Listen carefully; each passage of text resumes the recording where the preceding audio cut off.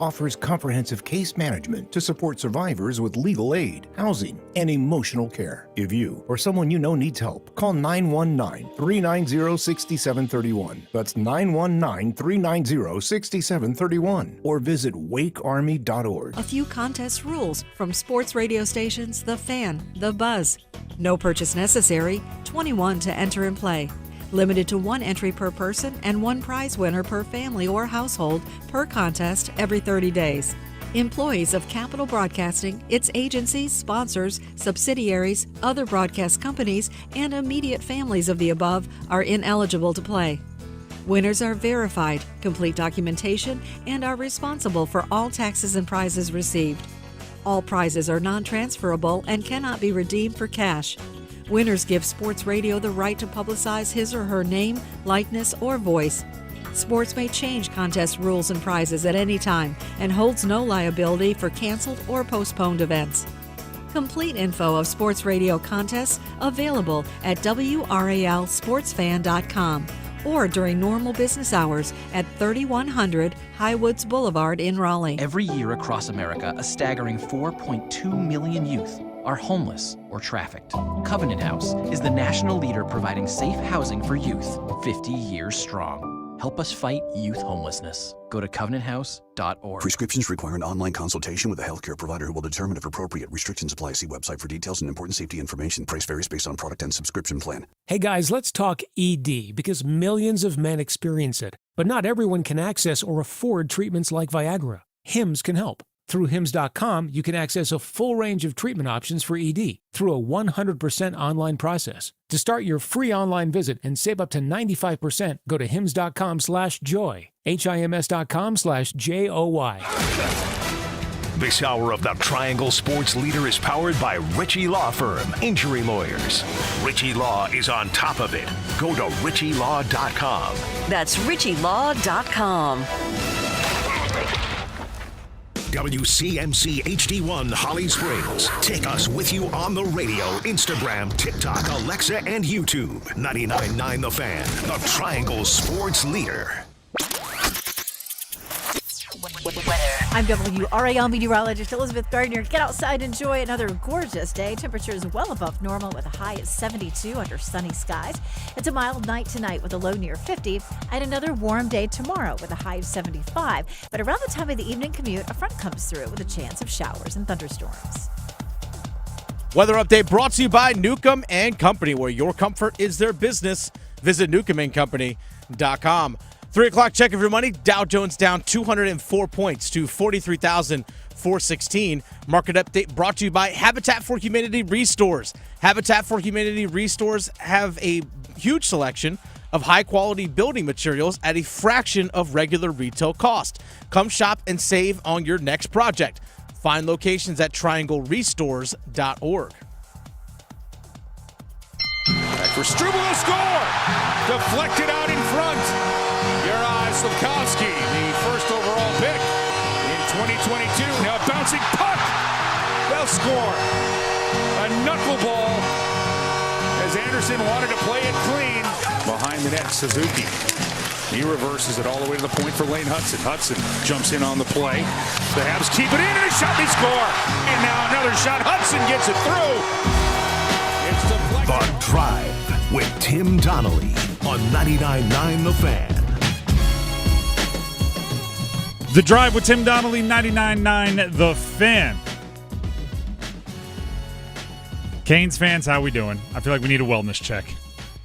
You guys good? We all right? Everybody okay? Everybody ready to have a conversation now? Just scream into your pillow after the game last night?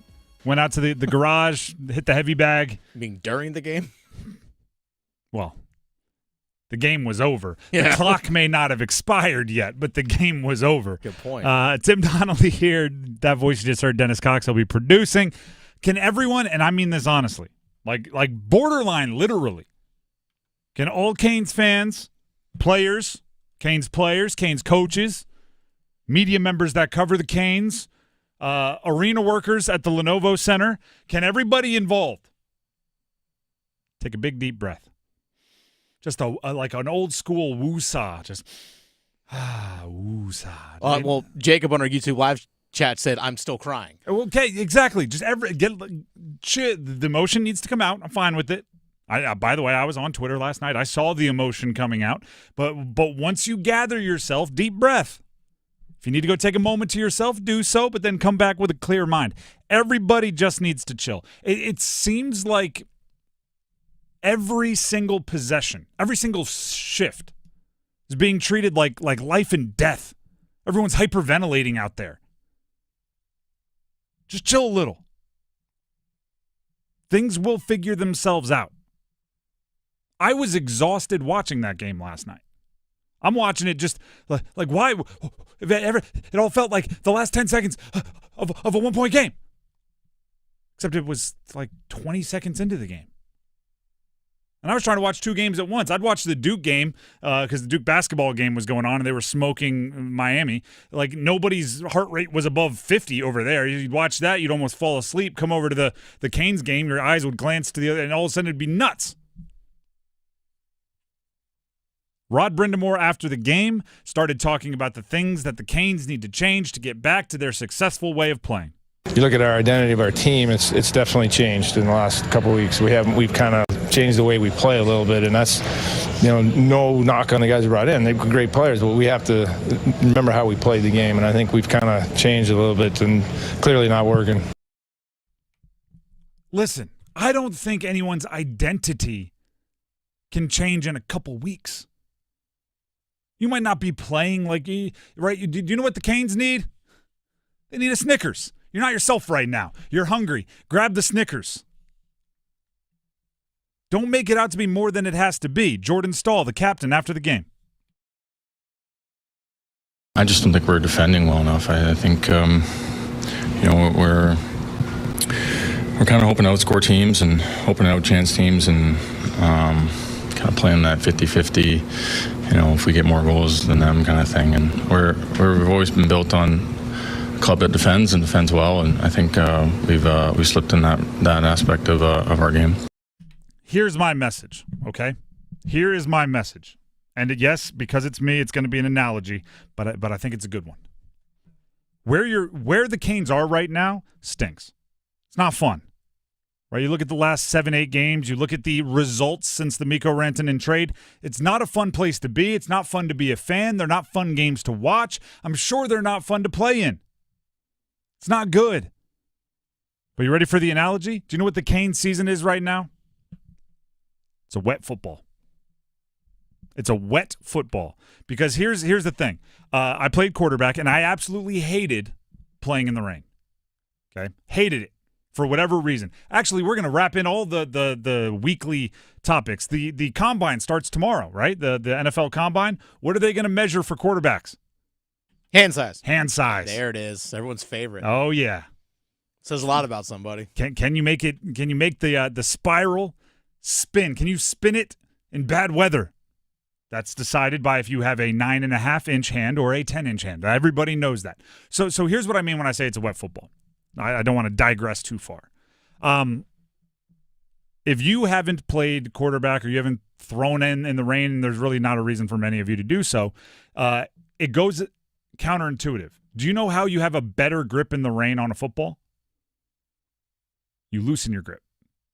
If you squeeze too tight, right, because it's cold, it's rainy, I'm going to make sure I'm going to squeeze tight. It's like soap. It squeezes and it squirts out of your hand, right? So in the middle of your motion, the ball will squirt out.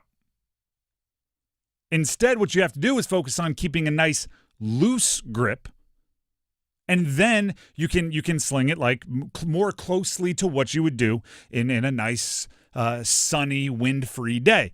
So that's what the Canes season is right now. It stinks, just like throwing in the rain stinks. It's definitely not fun. It's not as good. It's not ideal. But your instinct is to squeeze tighter.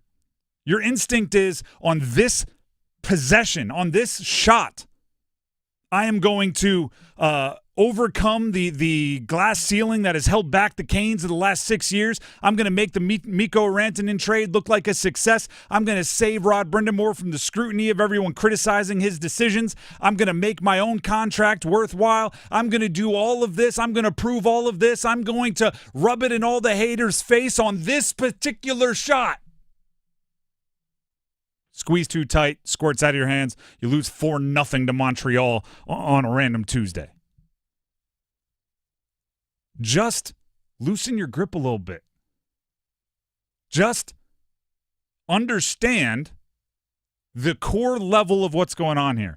There's a bunch of good hockey players on a hockey team. Go play good hockey. Mm-hmm.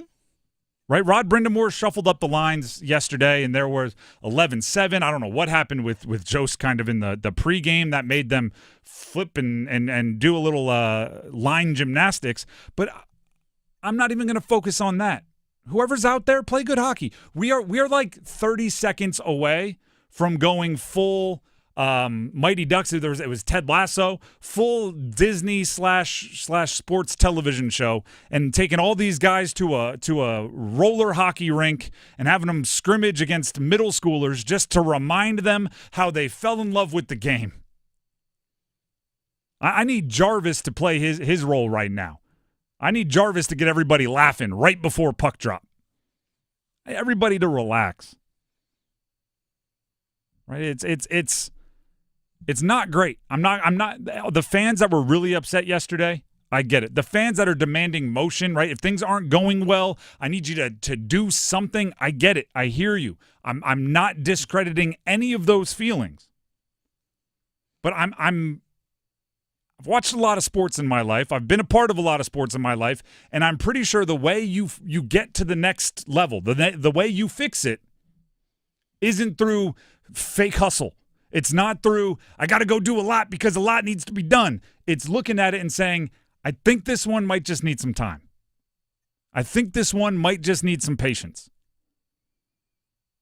Yesterday, I posted some form of this on Twitter, and a lot of people were like, okay, I get what you're saying. And then they listed like 9 things that they felt had to happen. It's like, all right, I'll be patient, but I'm like, no but. No buts.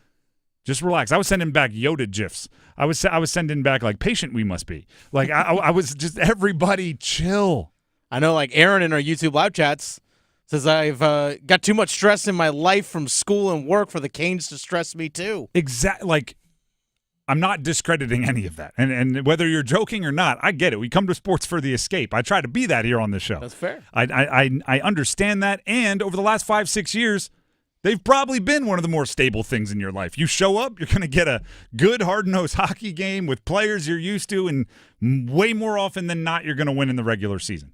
Like, I'm sure the Canes play that role, but right now, they've made the big swing.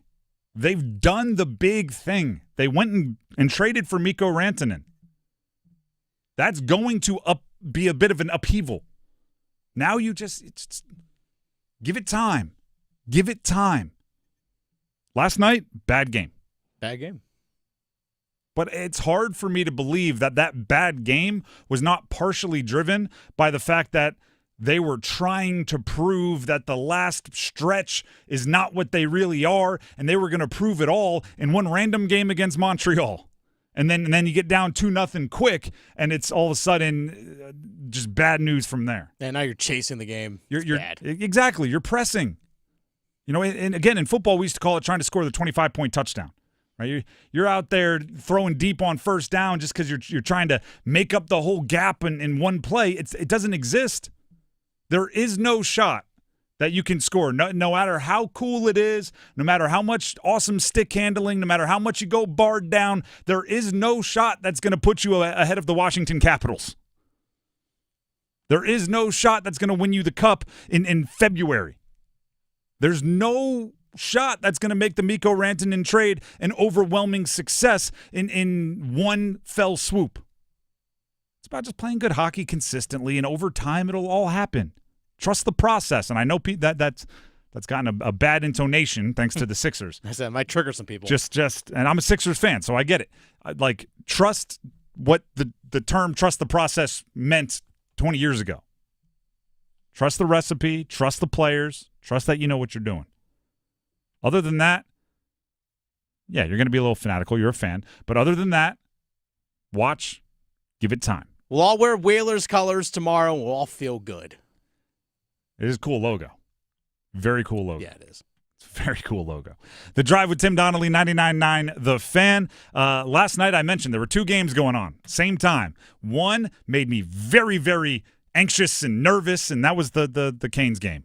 The other, I mean, it was like a spa music with a trickling fountain in the background. It was very low energy because Duke was ahead by 1 billion. Duke smoked Miami. What'd we learn about Duke? Next. Caniacs, get ready for Iced Tea, a brand new podcast that gives you the behind-the-scenes stories from the Carolina Hurricanes. You watch the game back? Yeah, all the time. And are you hard on yourself? Oh, God, yeah. Any of the players ask for their crust off? We do have one player that I cut the crust off, and I individually wrap it for him. Your name is on the Stanley Cup. It's the best trophy in sports. Follow Iced Tea with Megan LaMontagne in any podcast app or watch the show on YouTube. What could you do with an extra $75,000 right now, or even a couple $100,000? If you own a home, you can get that money in less than a week with Loan Pronto. Hey, it's Dennis Cox. Loan Pronto is the leader in quickly converting your home equity into cold, hard cash. You can pay off all your credit cards or start that home remodel. Loan Pronto has several easy options to let you access the cash from your home. There's virtually no paperwork, no cumbersome process, no junk fees, and often no appraisal. Listen, the average homeowner now has over $300,000 in equity. That's your money. Use it. One client got $150,000 out and paid off all their credit cards, 2 car loans, and a personal loan, cutting their monthly expenses by $1,500. You can get approved in as little as 1 day. So act now with no hard credit pull up front. LoanPronto.com, 919-381-1760. Get the money you need for anything. 919-381-1760, LoanPronto.com. Equal housing lender, NMLS 1661781, subject to lender approval, NMLSconsumeraccess.org. T-Mobile 5G home internet keeps getting better. Get our fastest connection loaded with benefits. Get T-Mobile's best home internet starting at $55 a month with autopay and any voice line. Plus, Price Lock. We won't raise your rate on internet. Check availability at T-Mobile.com/home internet. Exclusions like taxes and fees apply. Guarantees regular monthly rate plan price of fixed wireless 5G internet data with qualifying service. After $15 bill credit with postpaid voice line plus $5 a month without autopay with debit or bank account. Regulatory fees included for qualifying accounts. $35 connection charge applies. Speeds vary due to factors affecting cellular networks. It's a classic odor tale. You fried fish for dinner, cleaned up, but the smell is still in the house. And the neighbors are coming over for game night. They're on their way. And then you spray Febreze Air Mist. Febreze Air starts working instantly to fight even your toughest odors, so you go from fish to fresh like that. Now all you have to worry about is Pam cheating at charades. Breathe happy, Febreze, la la la la la. It's bow time. A leg and thigh dinner from Bojangles for just $5.99? Leg and thigh dinner from Bojangles for just $5.99? So crispy. So crispy. And juicy. And juicy. So much flavor. So much. Stop it. What are you doing? What? You expect me to get this delicious deal and not say anything? You're unbelievable. You're unbelievable. With a boldly seasoned leg and thigh, choice of fixin', a biscuit, and legendary iced tea, it's a deal so good it's worth repeating. So eat and repeat while it lasts. It's bow time. It's bow time. Dine in, drive through, or tap your favorite delivery app and have Bojangles come to you. Satisfy your craving for flavor right now with Bojangles 2-piece dinner. 2 pieces of Bojangles dark meat chicken, your choice of fixin', a biscuit, and iced tea for just $5.99. That's right, just $5.99 for limited time at participating Bojangles. What are you waiting for? When you're hungry, it's always bow time. I thought they had a very professional and business-like approach. Obviously, it's great when Isaiah's got it going like that, like he did in the first half. And, we had to step up without Tyrese in the second half there. And, we only gave up 2 offensive rebounds in the second half. That was a big thing in that first half. And proud of the win.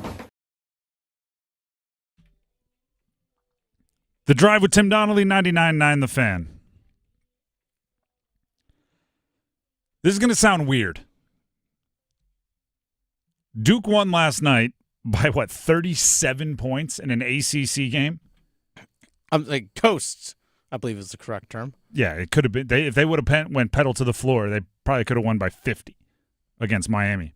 Last night was a net negative for Duke. Yeah. That's where they're at in there. They won by 37. Last night was not a great day for Duke. There was a lot of good stuff that happened. I'm not saying like no good things took place. I'm saying none of the good things that took place were things we didn't already know. Isaiah Evans, flamethrower off the bench. We've known that for months. We've been talking about him as a microwave offense off the bench. Cooper Flagg can do everything efficiently and doesn't need to score. Like we've known that about Cooper Flagg. You could go on and on. Con Knipple, look at that. He's knocking down threes and getting to the bucket. A complete scorer. We've known that. That was the story of the first month of the season. Isaiah Evans was the story of the second month of the season. Cooper Flagg's been the story of the entire season. Oh, look at this. They have a little bit more depth. We know. And on and on and on and on. We knew all that. So there was a lot of good that took place for Duke, but we knew that part of what they do was really good already, and they were playing the team that was dead last in the ACC. So we shouldn't be surprised that the things they do at an elite level showed up against, quite literally, the worst team in the conference. And on top of that, Miami didn't even have Matthew Cleveland. Literally yesterday, right at the end of the show, I was like, hey, you know what? Miami's not a complete pushover. I like Cleveland. They got at least one player I like. Then shortly after the show, he was ruled out with an ankle injury, and I'm the redeeming quality that I felt like I would toss Miami as like a little offering ended up not being true. So yeah, Duke smoked them. They should have. They looked great because they've been great, and they were playing a bad team. John Shire after the game called it a professional approach for Duke. I thought they did a very professional, business-like approach. Obviously, it's great when Isaiah's got it going like that, like he did in the first half. And, we had to step up without Tyrese in the second half there. And, we only gave up 2 offensive rebounds in the second half. That was a big thing in that first half. And proud of the win. Okay, professional. But then that Tyrese Proctor comment. Tyrese Proctor, who is the most veteran in the rotation for Duke. He's a ball handler. He's somebody that they look to for leadership. Most veteran Duke player. True. Most veteran at Duke because of Sion James, Mason Gillis, a few others have they've played a lot of basketball elsewhere. Most tenured Blue Devil, I guess would have been the better way to say that. There we go. He hurt his knee near the end of the first half. And it was one of those things where he went right to the locker room, and you didn't know until the second half if it was anything that you wanted to be concerned about, right? Because, all right, you go into the locker room and might as well stay there till halftime. If he comes out in the second half, it could have just been a stinger, could have been a bone bruise, could have been, just stepped on it funny. He didn't play in the second half. There's not much that hasn't been going Duke's way recently, right? You look at their last 2 games. It was a 1 billion-point win in Madison Square Garden against Illinois. It was a 1 billion-point win on the road at Miami, and it felt like the peaking at the right time was starting to happen. An injury can throw a wrench in that, and we don't have a ton of information beyond that. We know that the plan was for Tyrese Proctor to get the imaging, the MRIs, the exams done today, and we haven't heard anything about the results. That's what we know. If Tyrese Proctor has to miss a significant portion of time, that's brutal. If he has to miss a little bit of time, that's not that I don't think that's a big deal. As long as he comes back healthy in time for, I would say, halfway through the ACC tournament. That's kind of my division line for, is this something you have to worry about? But let's also give credit where it's due. If this Proctor injury would have happened last year, like the Caleb Foster injury happened last year, big news for Duke. You missed 2 weeks, it's big news. They didn't have the depth. When Caleb Foster went down, it essentially became a 5-man rotation, at times 5.5 if someone got in foul trouble. With Proctor going down, like this is why you recruit depth. This is why your offseason was the way it was. You didn't just bring in all these high-flying 5 stars. You also brought in the Mason Gillises. You also brought in the Sion James. You also brought in transfers who can play a role. Like I said, last year, Caleb Foster gets hurt, they go to a 5-man rotation. This year, if Tyrese Proctor is hurt for a significant portion of time, they bring Isaiah Evans off the bench, who is a flamethrower, play him a few more minutes, let Sion James bring the ball up or Cooper Flagg bring the ball up, and you probably don't miss him as long as he's back in time for the biggest games where you need all hands on deck. You might even get a nice little side benefit of other guys developing the ability to initiate the offense. So in the postseason, if there is an injury or if there is foul trouble, you have guys that are more equipped to handle it. But it all comes down to, what does the diagnosis end up being of Tyrese Proctor? Like I said, you also have the experience of Caleb Foster from last year, who was injured a little bit and who started a bunch of games for you last year. He was a start at the beginning of the year for you. That might be the best way to show the depth last year compared to this year. Yeah. Caleb Foster got hurt last year, and it was like, oh, I don't know if they're going to be able to handle it. This year, he has double digits scoring in 3 of the last 4 games. That's because they've been up 30. He's not really even playing in games until they are out of reach, and he's getting to go in and try to make plays. That's the difference. If you have a guy that was a starter last year who's now like 8th, 9th guy off the bench, or 8th, 9th guy in the rotation, 3rd or 4th off the bench this year, that's showing how different this year is than last. Now, if you want to just, point blank, if you're a Duke fan and you just want to celebrate some of the cool things that happened yesterday, go ahead, right? Like that's part of it as well. Isaiah Evans, when I'm telling you, I've said it a billion times, I wish I could have the heart rate monitor hooked up to John Shire when Evans hits his first 2. When he rises from 3 and knocks down those first 3s, and it's one of the games where he's feeling it, John Shire has to be giddy because it takes him to another level.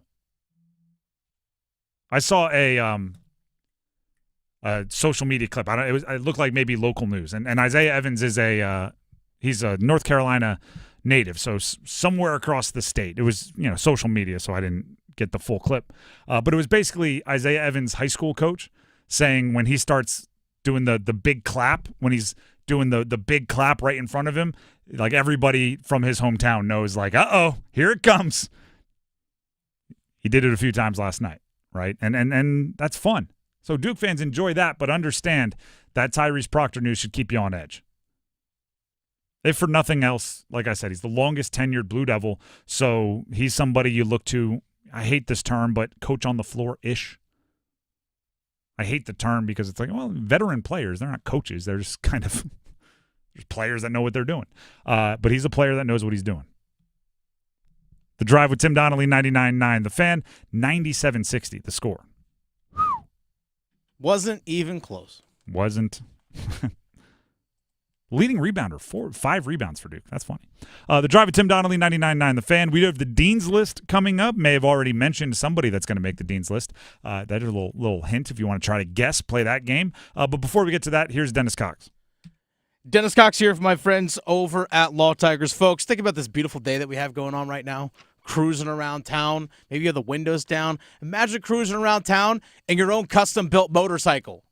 That could be you, folks. Just go to caniacsbike.com because Law Tigers, Tobacco Road, Harley-Davidson, Shiny Side Paint, and your Carolina Hurricanes, they've all teamed up once again to give one lucky fan a custom Caniacs motorcycle. That's right, custom motorcycle, folks. Go to caniacsbike.com to enter for your chance to win. You'll see pictures of the bike right there. It's absolutely gorgeous. Custom-built bike, custom-painted bike. Again, it's not a bike with a bunch of just logos and stickers slapped onto it. It's fully custom-painted, fully custom-built, white wall tires. It's absolutely gorgeous. And believe it or not, you're actually running out of time to enter to win this thing. Don't wait. You might be pushing it off, thinking about another time. No. Go enter now. Go to caniacsbike.com. The bike will be given away on the ice at the last home game of the year. Imagine being on the ice, someone hands you the keys to that brand new motorcycle just for you. One of one is that bike. Go to caniacsbike.com. Law Tigers is a network of independent law firms who are members of the American Association of Motorcycle Injury Lawyers. Law Tigers is not a law firm. The Drive with Tim Donnelly, 99.9. The Fan. We have the Dean's List coming up, and NC State must win tonight against Syracuse. Stick around.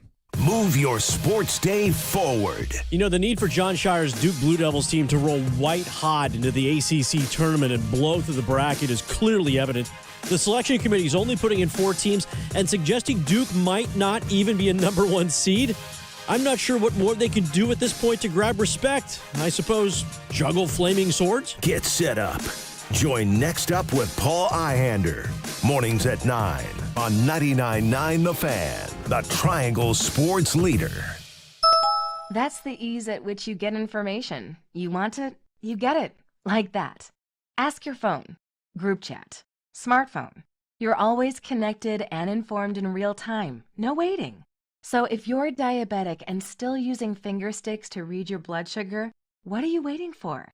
Knowing your blood sugar levels instantly is important for managing diabetes. Call US Med at 888-665-0696. To learn more about continuous glucose monitors, a real-time instant method to track your blood glucose, US Med is an approved provider for Medicare and over 1,000 private insurers. And the best part? Call 888-665-0696 and we'll give you a free insurance benefits check today. So call 888-665-0696 today. That's 888-665-0696. And manage your diabetes as easy as... One of life's greatest mysteries has finally been solved. Who let the dogs out? Spruce, spruce, spruce. It's Spruce, the new hard-working, worry-free weed and grass killer that's safe for use around people and pets. When used as directed, spray the leaves for visible results in just 1 hour and dead weeds in just 1 day. You spray, they play. Weeds die by the next day. Find Spruce wherever weed killers are sold. Hey, it's Adam Gold for my friends at FanDuel, America's #1 sports book. When the game tips off, the NBA action is just beginning on FanDuel. Again, America's #1 sports book, because FanDuel's your home for live NBA betting. So even if you miss the start of the game, you're not out of luck. However you want to play, now is the perfect time to join. New customers get started with $150 in bonus bets if your first $5 bet wins. Go to FanDuel.com/AdamGold and join today. FanDuel.com/AdamGold for your shot at $150 in bonus bets. Make every moment more with FanDuel. 21 and over and present in North Carolina. First online real money wager only. $5 first deposit required. Bonuses issued as non-withdrawable bonus bets, which expire 7 days after receipt. Restrictions apply. See terms at sportsbook.fanduel.com. Gambling problem? Call 877-718-5543 or visit morethanagame.nc.gov. WRAL News at 6 is coverage you can count on. Get the biggest stories of the day and breaking news as it happens. Plus, complete weather coverage of your town. WRAL News has everything you need when you need it, including this special report. A Cary home up in flames. The cause? A local fire department suspects a hot tub connected to a string of recalls. Mine shouldn't have been on the shelf. 5 on Your Side investigates why the product is still for sale online. Tomorrow at 6. Workdays can be unpredictable, but your workwear shouldn't be. With a Cintas Apparel Plus program, you'll have freshly laundered garments for everyone on your team delivered every week. Cintas has workwear for just about any job imaginable, with high-performance fabrics and an uncompromising fit that stretches and moves with you. Don't leave looking and feeling good to chance. Visit Cintas.com. Oh, I'm ready! And get ready for the workday. Back to Blue Kane. They leave him open for 3. Got it! Dogs back out in front by 1.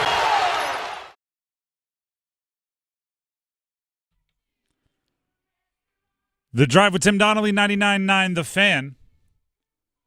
That was a Georgia Bulldogs men's basketball highlight coming out of break. That will work into our Dean's List. So it wasn't completely random. The Drive with Tim Donnelly, as we said, here on 99.9 The Fan. Subscribe to our YouTube, please. 99.9 on 99.9 The Fan on YouTube. Subscribe, like the videos, comments. There's always a cool back and forth going on in the comments. So jump in, participate, and you might just hear some of them right here on the air. We'll have a feedback frenzy tomorrow where we read some of those comments. In the meantime, just like we do every single day, it is time for the Dean's List. Let's put class in session. It's where we highlight those that deserve accolades, maybe sliding under the radar a bit. in the college sports world, since we are here in one of, if not the, college sports mecca, Triangle. First, a player we've already talked about today, Caleb Foster for Duke. That was my guy on my list. Was it? Yeah. I give this guy a lot of credit for not bailing mentally. We've referenced a few times how much of a contributor he was last year pre-injury. He was a kind of a core player of Duke basketball. This year, he's been relegated to a bench role that doesn't really get meaningful minutes until they're ahead by a bunch. He's like their ninth guy. Yeah, which is a cold glass of water to the face. He was at ACC tip-off.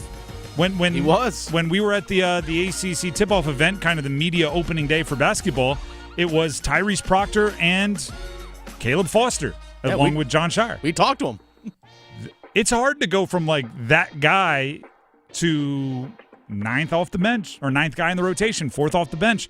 But I keep seeing when they do get ahead, when they do get the blowout wins and they have minutes for him late in the game, he's ready to go. He's stayed ready. He's stayed engaged.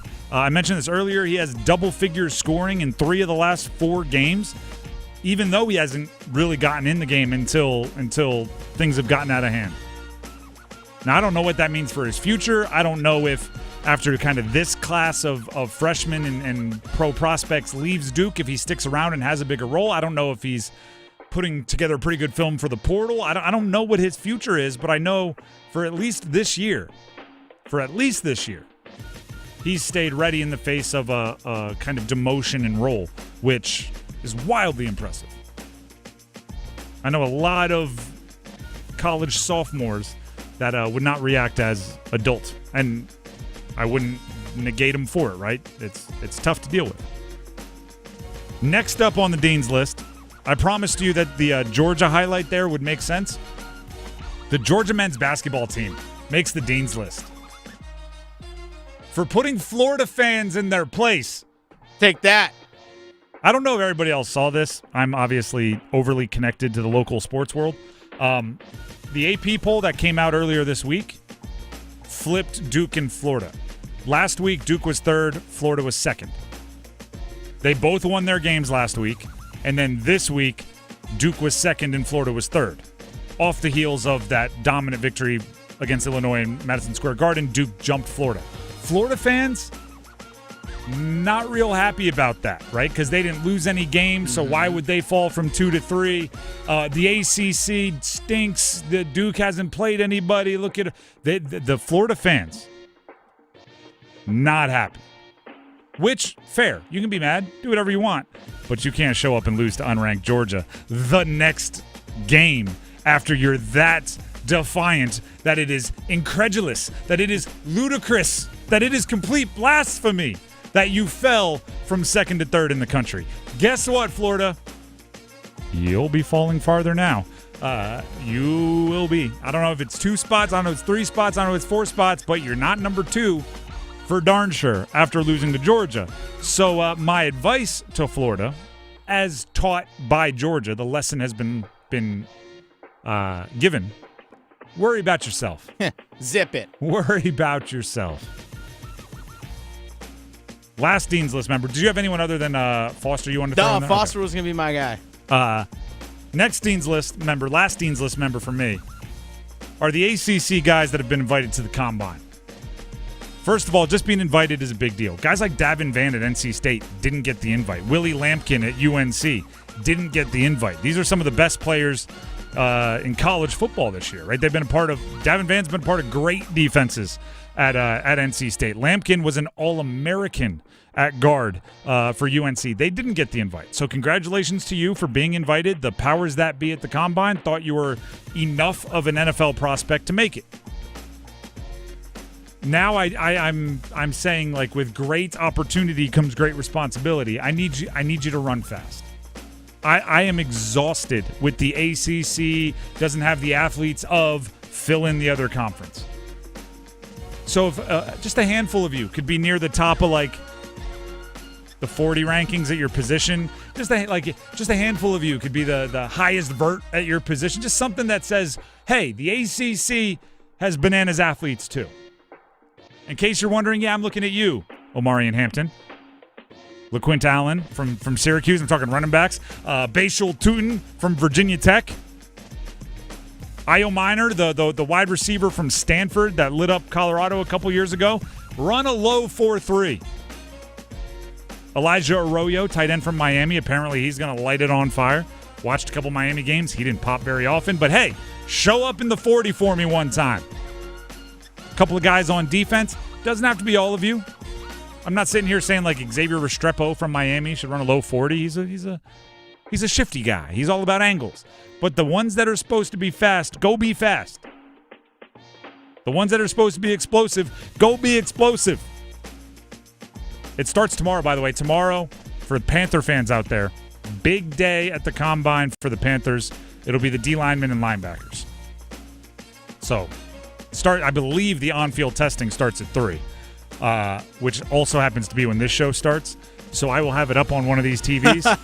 So I'll be doing the show tomorrow. So if in the middle of we're like, so NC State basketball last night, oh my goodness. Just know somebody ran a crazy 40. 4-4-1? I'm sorry, what was I saying about the Wolfpack?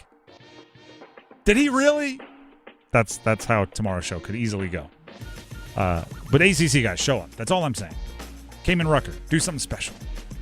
I will say this. I don't put a ton of stock in the Combine personally, but it is still impressive to see what physically these guys are able of doing. At their size, the speed they can run, or the strength of some of these guys. It's wild to see. We'll obviously talk about it more later this week and into next week because a lot of the wide receivers, DBs, and everything are running Friday and Saturday. So that's when a lot of the numbers we'll talk about will come. My personal idea on what you're saying, I don't move anyone up because of the Combine. I will move somebody down, right? Yeah. If I watched your film and you looked slow and then you run a fast 40, I'm not going to go, oh, you're a fast guy, because I'm like, it didn't show on film. However, if I didn't notice speed, fast, slow, whatever on film, and then you're a receiver and you run a 4.72, I go, all right, you might not be able to separate the way you did in college and the pros because you do need. So I'll bump you down, and thus by default, a few guys will move up the rankings. But I'm not somebody that gets infatuated with did you see his broad jump? We got to bump him up. I'm like, well, I watched it on film. He didn't look explosive. Why would I think he's explosive because of a vert? Even Dave Canales said, I still always revert back to the film. What does the film say? And one more. I do take into account measurements. Sure. Height, wingspan, especially for tackles and stuff. Long arms really help. Few things. Quarterbacks, I don't want to say this out loud because people really get defensive of Bryce Young. I do think it's better to be taller, so sure that will help. Not saying you can't do it at 5'10", but hand size. It's easier to do it at 6'4". Hand size? The only thing All right. I understand the hand size thing has become a joke. There has to be a break even, where it stops being funny and it starts being oh, you really remember those old Whopper commercials with the guy with the tiny hands? Yes. There's a point where are you a Whopper guy? As long as it's a normal sized hand, I'm fine with it. But everyone's always like, ha ha ha, who cares about hand size? I'm like, if someone rolls up with a 7.5 inch, you're not going to be able to hold an NFL football. For those of you that don't know, NFL footballs are more plump than college footballs. Oh. They are. It's just a fact. Okay. The Duke, as it's called, the Wilton, it's just a more round football. NFL or college footballs, they spiral no matter what. You get a GST out there, it's like a vortex. You can punt it, that thing will spiral. NFL football is a little different. Not saying you need to have the biggest hand in the world, but there's a reason why they measure it. It's kind of what gloves you got to have. Not completely a joke. The glove thing, are you Teddy Two Gloves? Mm-hmm. Can he pick it? I tried once to throw with gloves. I don't know how they do it. Absolutely no feel. Just no clue how the ball's coming on. I didn't know if it was a spiral when I left my fingers. It was a weird phenomenon. The drive of Tim Donnelly, 99.9 The Fan. You heard the bell. That means class was dismissed a while ago. Sorry, I was the teacher there that kept you a few extra minutes past the bell. It's not a teacher anyone wants to be. You're not getting positive reviews on Rate My Professor that way. NC State at Syracuse tonight. Let's go there. I am comfortable saying it. It is a must-win game. And the reason why I phrase it that way is because it's the most overused phrase in sports is must-win game. There's a great stand-up bit by Louis C.K. before he was real problematic, where his whole thing is we've ruined the word amazing. He's like, were you amazed by that cheeseburger? The cheeseburger was amazing. He does a whole thing like that. I want to take that whole idea and put it into must-win. Was it really must-win? Right? Oh, they lost the game. What was the consequence? What were the stakes that made it a must-win game? Right? I'm just going to throw it out there for Canes fans. Last night against Montreal, not a must-win game.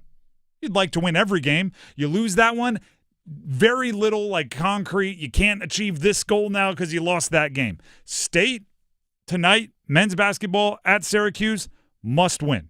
If you do not win it, goals will be taken off the table.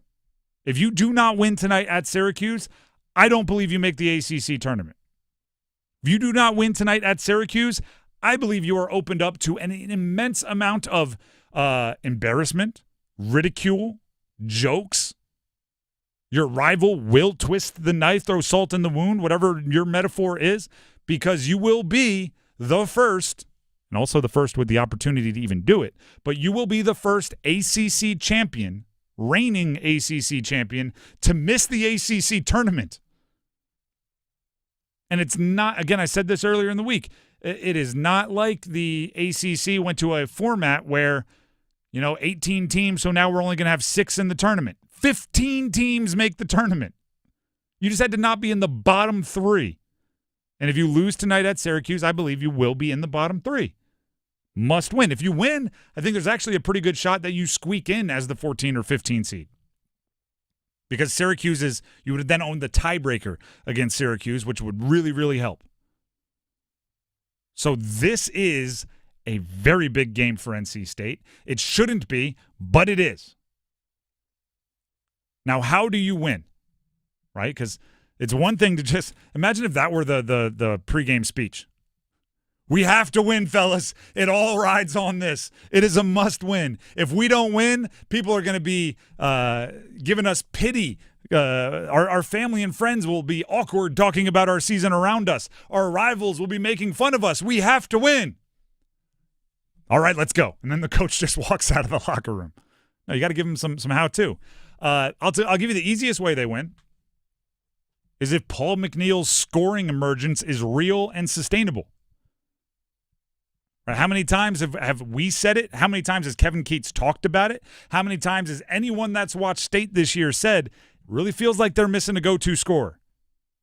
Really feels like the missing key ingredient is somebody that can get their own bucket, somebody that can score 20 on any given night, somebody that you can use as the centerpiece of your offense.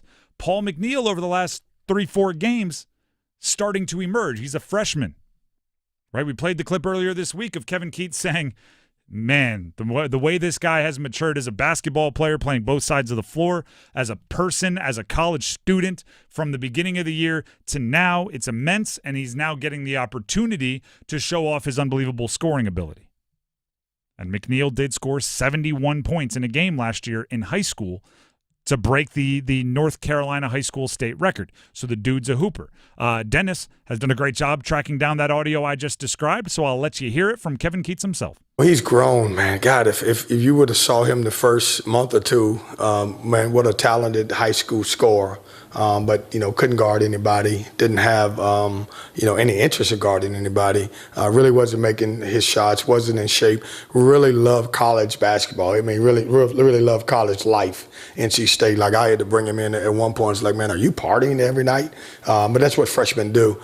But the maturity that he's gotten better, and he's grown, and he's doing it through practice. And all 3 of our freshmen, they show up every day for about an hour before practice and get a lot of shots in and staying consistent. And obviously it's starting to pay off for him. So I'm happy for him. I trusted him, obviously, the way he was playing, and I thought he did a good job finishing the game. If he scores 15 or more, I think Syracuse wins. If I were to throw what I call an if-then statement out there, right? If blank happens, then blank happens about this game, it would be if Paul McNeil scores 15, then NC State wins the game, the must-win game. There are other ways they could win the game also, right? If he doesn't score 15, that doesn't guarantee a loss. But I would feel very comfortable if he scores 15 or more, State wins that game. That's the zeroed in, right? That's us zooming all the way into tonight's game. And it's that important that you should get out the magnifying glass if you have to. But let's zoom out a little bit. I've had this, I don't even know if it's an epiphany, eureka moment, whatever. If you look at this program from 10,000 feet in the air, right, bird's eye view, you're taking in the entire landscape. There could be a bigger problem than like, oh, we thought we had a leading scorer and we didn't. Or, oh, it took a little bit longer for this guy to develop into what we thought he could be. And we really sputtered because of that. There could be a bigger issue there. And the question is, why didn't the fan base buy in? Even after that Final Four run, why didn't they buy in? And there's one way that fans show their buy-in in modern college basketball and modern college sports. Their money. And I don't think that's fair, by the way. I'm not saying it's the right way to do things. I'm saying it's the way it is. When a fan base is engaged, the way they help their team is give money. Right, whether it's to a collective, whether it's to the boosters, there's experiences you can buy. Right, you can go see a practice, you can get signed stuff. You can all of that exists. Just showing up to games, buying merch, all of that. After that Final Four run, you would think that's proof of concept, right? We can give you one of the memories of your sports fandom. Last year, we go back and listen to some of the Pack Therapy podcasts from the week leading up to the Final Four, right? Fans legitimately had, this is the best week of my sports fandom life.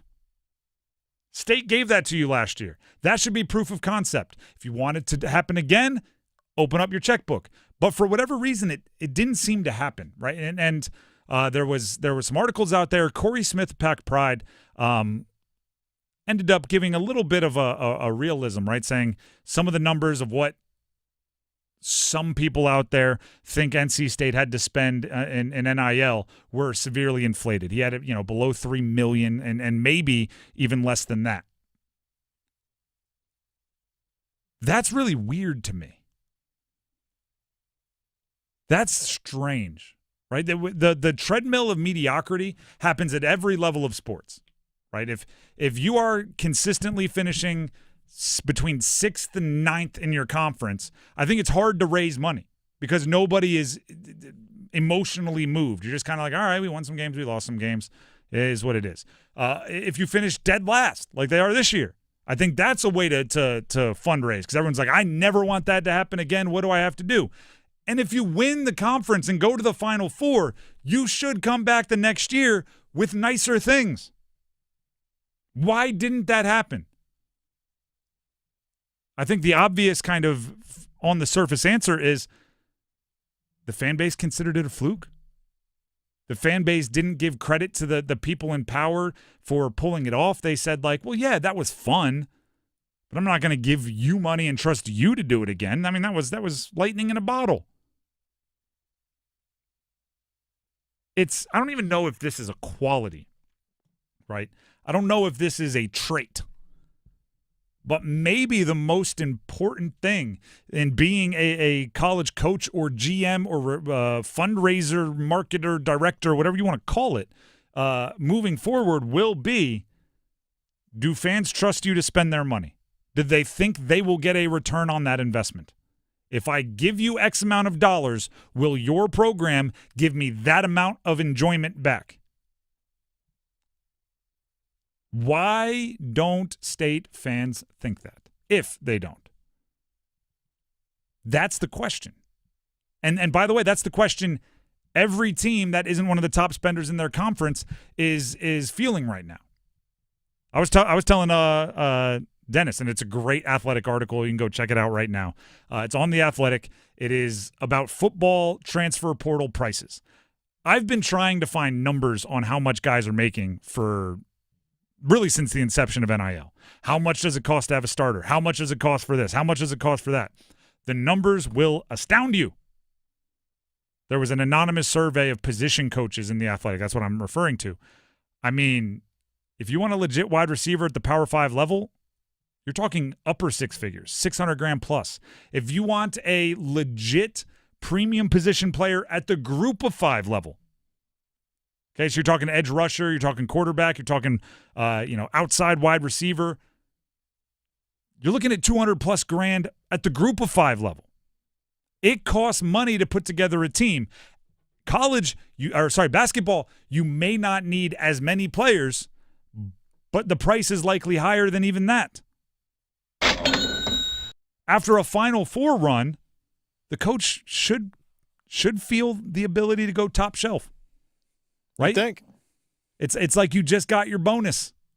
You know what? We're going out to dinner. Let's get the nice bottle of wine. Like you know what? We're shopping for a car. Let's splurge for the moonroof. Like that's how you should feel after a Final Four run. You shouldn't do all of that and then have the fan base look at you and go, well, you can still shop the dented can specials, right? You can still bargain hunt. It's like, no, I did that, and we won the ACC championship, and we made it to a Final Four, and that's proof of concept that I can do it. Now give me my cash, to be real. Yeah. Now give me my opportunity to do it the more consistent way, the more stable way. If that didn't happen, you got to look yourself in the eye. And by the way, if you just don't think that's how it's going to go, if the fan base doesn't have the expendable income, you don't have the super rich donors, whatever, that's fine. But that's going to hold you back in modern college basketball. I don't like the way it is. That is the way it is. Oh, we don't have a leading scorer. Have you asked around what a leading scorer costs? Right, go read the Athletic article about how much it costs to get a legit starting quarterback. Power 5 level, like average starting quarterback, the anonymous position coach said $900,000. $900,000 for an average starter. So when you ask yourself, why don't we have a leading scorer? Ask yourself, did you give your program $1.4 million to spend on a leading scorer? Right? And that's the same true with anything. If I don't know, if you're throwing a wedding, I don't know if this works, and you get the wedding planner and you give them a budget, and then you come back and say, why don't I have a waterfall in the distance of the altar that I'm getting married at? Why don't we have top shelf liquor for the entire open bar? And why can't I invite 400 people? And they're like, well, you didn't give me the money for any of that, so you got a ballroom by the airport. Right? You can invite 120 of your closest friends. And we got beer and wine for everybody. That's the budget you gave me. If you want to yell and scream about your team not being good enough, why don't we have a leading scorer this? Why don't we have a all-conference big man that? Why don't we have this? It's like, well, you gave me the budget for what we have out there. Last year, I was able to make magic, right? I found a deal, and I got you somewhere. You didn't give me the money to do it again. It's questions you got to ask. The Drive with Tim Donnelly, 99.9 The Fan. Another question you have to ask, Panther fans out there. Combine starts tomorrow. What's on your shopping list? If you're the Carolina Panthers and write scribbled on the back of a receipt, you're going to the grocery store this offseason, what does that list look like? I'll tell you next.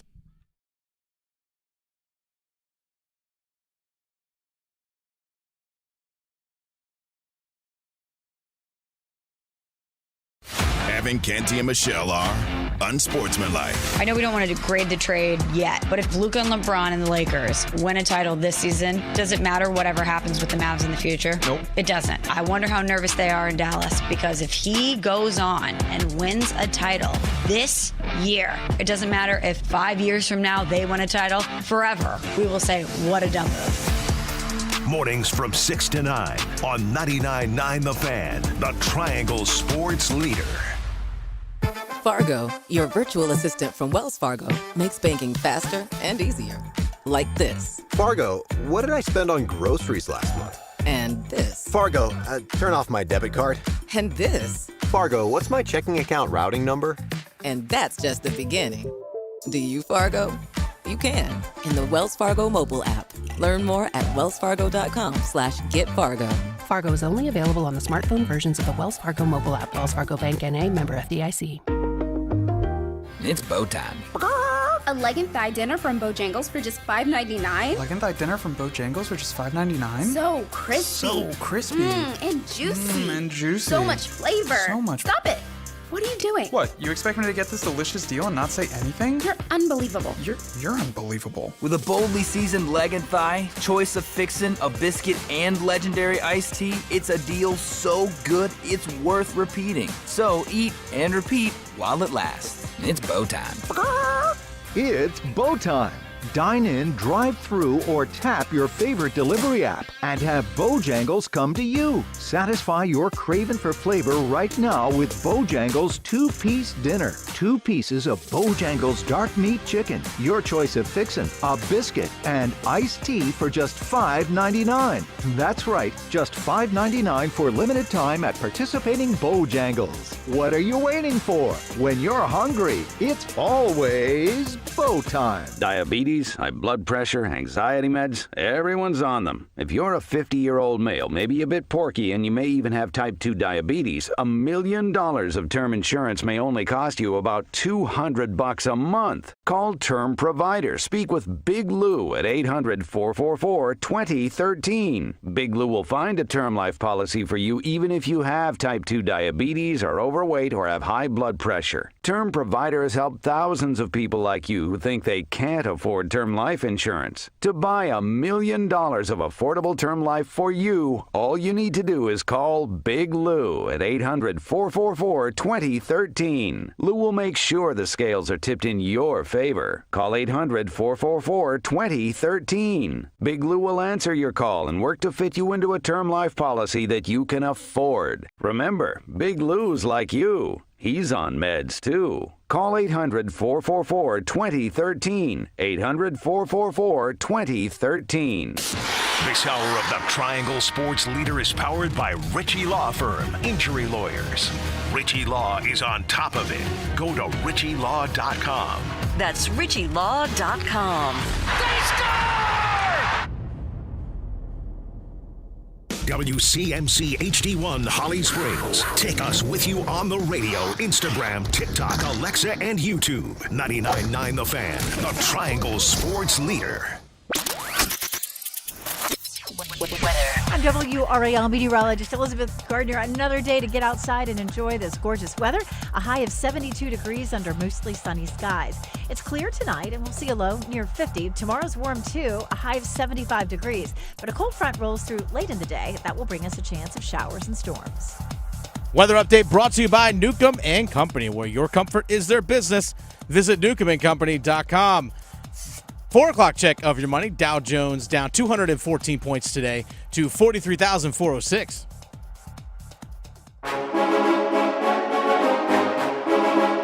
Let's move the chains. Time for football at 4. The Drive with Tim Donnelly, 99.9 The Fan. Before we get to football at 4, and yes, we're going shopping for the Carolina Panthers. You have an opportunity to win some tickets. Text keyword music, MUSIC, to 919-860-5326 for your chance to win a pair of tickets to see Pantera and Amon Amarth at Coastal Credit Union Music Park this September. Again, it's keyword music, MUSIC. Text it to 919-860-5326 for your chance to win a pair of tickets to see Pantera and Amon Amarth at Coastal Credit Union Music Park. Yeah, we'll go with it. Text it in now. Right now. Do it. There you go. Let's talk football at 4. Here's the way I'm looking at this. The Panthers are going to the Combine. That's like going to the grocery store. Now, I don't know if you're like me, but I feel like this is a universal shared experience. It is dangerous going to the Combine, going to the grocery store or the Combine without a plan. If you just grab a cart and you're just going to aimlessly meander up and down every aisle, you're going to spend more than you want. You're going to see something healthy that you're never going to eat, and you're going to go, you know what, I should start eating these. You're going to put them in the cart. You're going to see something unhealthy and just go, you know what, I deserve it. You're going to throw that in the cart, and then you're going to get home and go, I don't even know what I can make with all of this. Sounds like me sometimes. Yeah, well, what can I do with ho-hos, ding-dongs, and kale? Like, this is... A lot. Yeah. I've seen me do it. How creative can you go get? on. Yes. But then if you just take like 10 minutes, not even, if you take 5 minutes, grab a pen, grab the Notes app on your phone, grab something to scribble on, open the pantry and open the fridge, and just look and see what you need, scribble down a few notes, and then go to the grocery store. You won't be in there as long. You'll be able to get in, get out, get moving, and you'll get things you'll actually use. So if I'm the Panthers, I don't want to go to the combine with no idea of what I'm looking for. I don't want to just go in there and go, ooh, you know what actually looked really good? You know what? That left tackle looked so good. I think I'm gonna get him. And no, you have two tackles at home. You don't need the tackles. You're gonna show up. You ever done that one where you're like, you know what? Let me get the apples. You get a whole bag of apples. You go home. What's sitting on your counter? Another bag of apples, and you're like, guess what? I'm eating every meal, right? You don't do that. Show up with a plan. So my exercise was I just went through and looked at the contracts for the Panthers, looked at the depth chart, and tried to, on the back of a receipt or on the back of that piece of junk mail I just found, like scribble out the things they need so they can go to the combine with a plan. And you know what ended up happening? I kind of became the kid that is highlighting the textbook and you're supposed to just highlight the important parts, and then you look back at the page and darn near every word is highlighted. The whole thing's highlighted, yeah. I was like, all right, let me just write down the things that they really need. And I had darn near every, like, not quarterback, not tackle, not guard. Other than that, pretty much every position was written down. Mm-hmm. So I tried to get a bit more specific and go like, rather than running back, go running back 2. Rather than tight end, go blocking tight end to make my shopping more specific. In no order, okay? This is grocery list style. As I see that we need it, I wrote it down. They need a running back 2. They need a wide receiver 1. Need a blocking tight end. Need a center. Need an edge rusher 1, 2, and 3. Need an off-ball linebacker. Need a free safety. Need a strong safety. And need a cornerback 2. That's what I came up with on the shopping list. You have both safeties, you said? Yeah. Yeah, they definitely need that. Okay. I had free and strong. There's depth there, but I don't feel super comfortable throwing one of those young guys in and saying, like, it's your job no matter what. I mean, it's really Damani Richardson who's going to be a second-year guy, and that's really it. And I don't feel comfortable giving Damani Richardson the job. Like, Shaw Smith-Wade, even with the nickel, I was like, do they need a nickel? But I laid off and just said corner 2 and figured the rest of that cornerback room can fill in elsewhere with Jaycee Horn on one side, who we'll talk about a little bit later on in the show, might be getting a deal, maybe, potentially. And whoever they bring in at corner 2, the rest can fill in. It was Mike Jackson this past season. That is a hefty shopping list. Mm-hmm. That is, to go back to the grocery store analogy, when we were kids, if we had like a serious grocery store, me and my brother and my mom were going grocery shopping, if we had a serious day, she'd start sending us out on missions. Yep. Right? I'm going to stay by the cart. You go get the sour cream. You go grab whatever. And then we would go grab stuff and come back and dump it in. That's the Panthers at the combine right now. Dan Morgan is looking at Dave Canales. You go check out this wide receiver. Brant Tillis, you go check out this guy. Looking at all the everybody has to watch something because we need eyes on everything. And even if it's not a player, you end up drafting, right? Think about it like this. Center is on the list. But we also know that Austin Corbett, who played some center for him this past year, they've kicked back. They've kicked into the future essentially a deadline, right? There was some kind of deadline for a roster bonus or something that I don't know. It's void years on his contract. That was going to hit, which essentially made it a deadline. Like you have to decide if you want to re-sign me or not by this date. And both sides mutually agreed to kick that into the future, which gives the Panthers more time to decide. Guess what they probably wanted to do? See if there's a center they might like in the 4th or 5th round, right? See if there's somebody that knocks their socks off and maybe now you think 3rd or whatever it is. You have to, even if you don't plan on drafting them, you have to decide on guys who are on your roster now based on what you learn. So there is a ton of decision-making that is going to happen over the next couple of weeks based on that list I just gave you. Off-ball linebacker, Shaq Thompson. That role needs to be filled. Yeah, you have Trevin Wallace coming off a Stepping shoulder injury, but still second-year player, and you have Josie Jewell, and that's really about it. And that all works into the calculus, right? If you're there at the draft, you don't see any off-ball linebackers that you think are going to be available at one of your picks. You then have to decide, do we trust Trevin Wallace and Josie Jewell to not only be effective in play, but be available enough? Are these guys that'll be available injury-wise? Trevin Wallace, speed guy, not the biggest dude in the world. No. Right? And you can go all the way through. The other part that I found interesting, running back 2, super deep running back draft. Mm-hmm. Super deep. Think you could get one day 3 that can fill a role opposite of Chuba Hubbard. What type of running back as a running back 2 that kind of complements Chuba Hubbard? What are you thinking? Like a Brashard Smith from SMU, a guy that can really catch the ball? Speed. Okay. And just for, because Dennis, I'm a draft nerd. Mm-hmm. Brashard Smith clocked 22 miles an hour on the GPS in game. That was the 6th fastest of any position of any player in the entire country, according to Real Analytics. You can follow him on Twitter. So that's fast. Flying.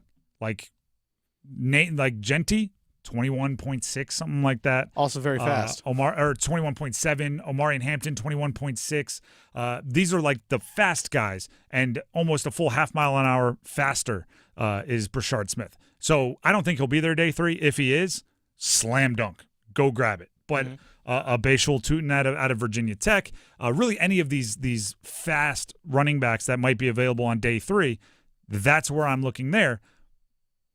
But also, if you're using a day 3 pick on a running back, then you're not using one on a center. You're not using one on a blocking tight end. It's all that whole calculus has to be balanced out. That's what this week is about to me. To me, I would like to sit next to Dan Morgan while he watches the 40s, but that's not if you said you can like eavesdrop on Dan Morgan's conversations for a half hour a day over the next week, I might do it while like the receivers are running their 40s or the linebackers are doing their on-field drills just to hear what Dan Morgan says about them. But really, I want the last half hour, the first half hour after Canales, Morgan, and whoever else is there for the Panthers have put their forks down at dinner, right? Like once they've stopped talking about the steak and they start going like, all right, what do we really think about what happened today? That's what I want to hear. Because how many draft picks do they have? You probably know that off the top of your head. They have 9. They have 9 draft picks. Ironically, I had 1, 2, 3, 4, 5, 6, 7, 8, 9, 10, 11 needs. You're not going to be able to fill them all. Let alone, it would be wild if you like trade back, got a couple more picks. Mm-hmm. It's not going to line up perfectly where every need there's a player worthy of that draft pick sitting there waiting for you. There is an extensive grocery list. And some of those secondary positions that you mentioned, like a number 2 running back, a blocking tight end, they have 2 fourth-round picks and 3 fifth-round picks. Mm-hmm. And that's where you can find some of those guys, those depth pieces on your team. Maybe it's a depth off-ball linebacker that can play in pass situations, things along those lines. Or, hey, a rotational defensive tackle that might not start but can still play you 20 snaps. You can find those guys in the 4th, 5th round. They have a plethora of that. And by all accounts, the things they need, defensive line, running back, tight end, are the 3 deepest positions this draft. I was just going to throw that out there also, which is sometimes, right, and I'll go back to the grocery store analogy, you show up and they don't have what you're looking for. Yeah, shelves empty. And then you go, all right, let me call my wife who's at work across town. She can stop at the other grocery store, right? You got to find another way to fix it. They might show up at the combine and go, wow, this is a really weak draft for safeties. Well, guess what? That just became one of the priorities in free agency, right? You might show up at the combine and go, gosh, I don't think there's really going to be a corner that I would trust on the field this year available at the picks we want to use on a corner. Cool. Just found out what you're going to be looking for in the trade market, or just found out what you're going to be looking for in free agency. It's all going to come together, but you have to see the big picture. And you have to acknowledge that you're not going to solve every problem. It's about solving as many as you can. The Panthers have a bunch of needs, right? The Bills, trying to think of the Eagles. They might say like, hey, we've got one need and we're going to cash in all our chips to fill it.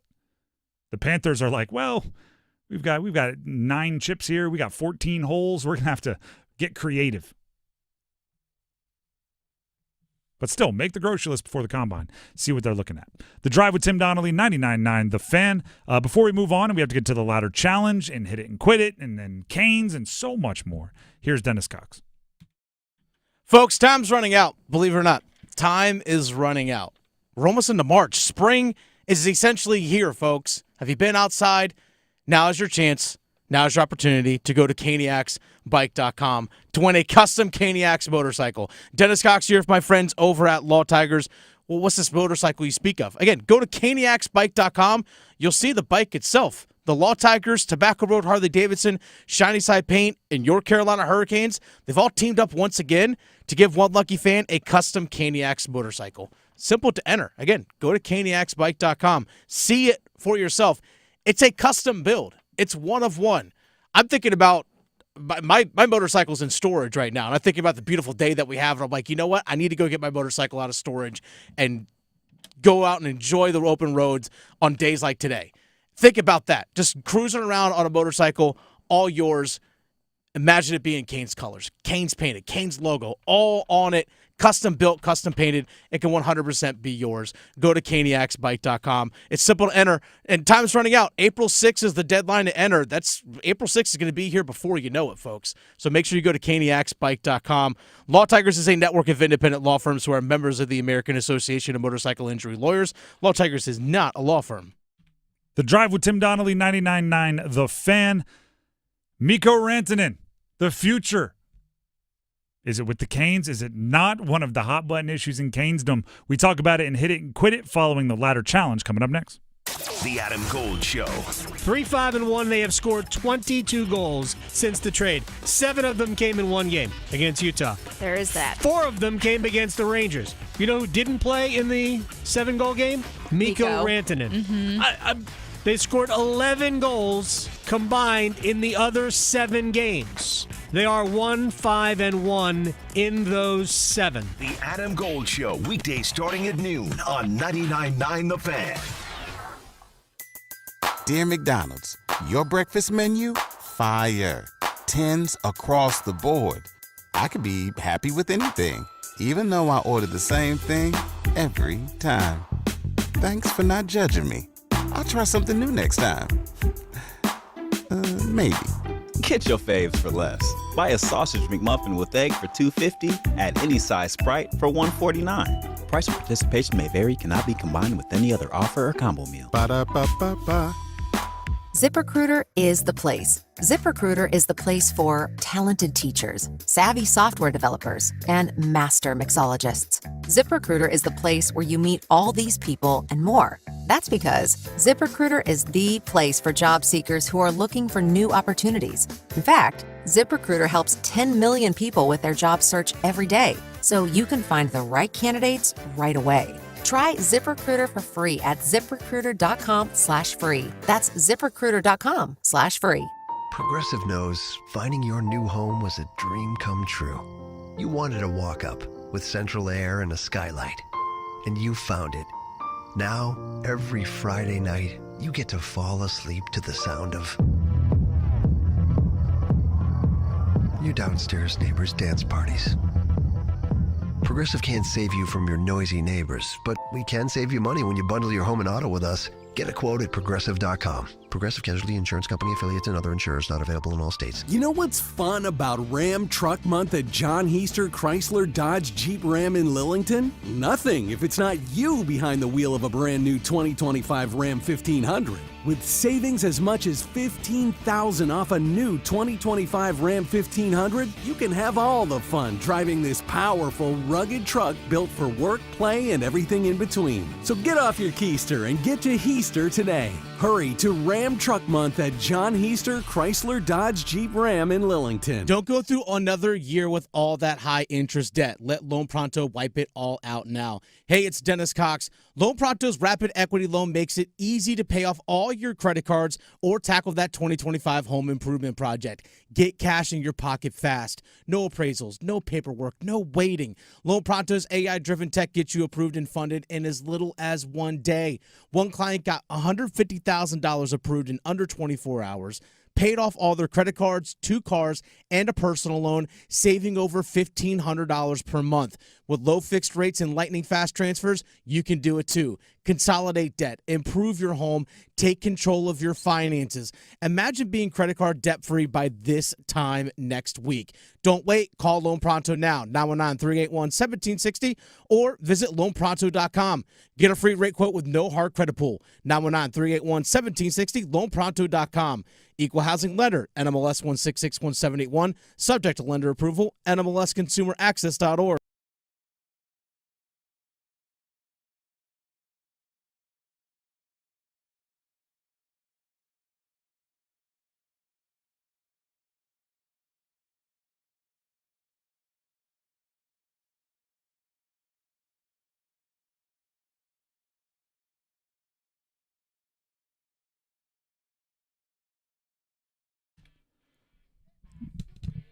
The Drive with Tim Donnelly, 99.9 The Fan. We have Hit It and Quit It coming up. We'll talk UNC front office structure. We'll talk Canes, Mikko Rantanen future. But before we do any of that, we have to get to the ladder challenge. Dennis, did you win last night? I did. We're getting to the nitty-gritty here. You're going to have to lose, okay? So just put that out in the yeah, you want me to lose. That is the plan. I'm gonna make it happen somehow.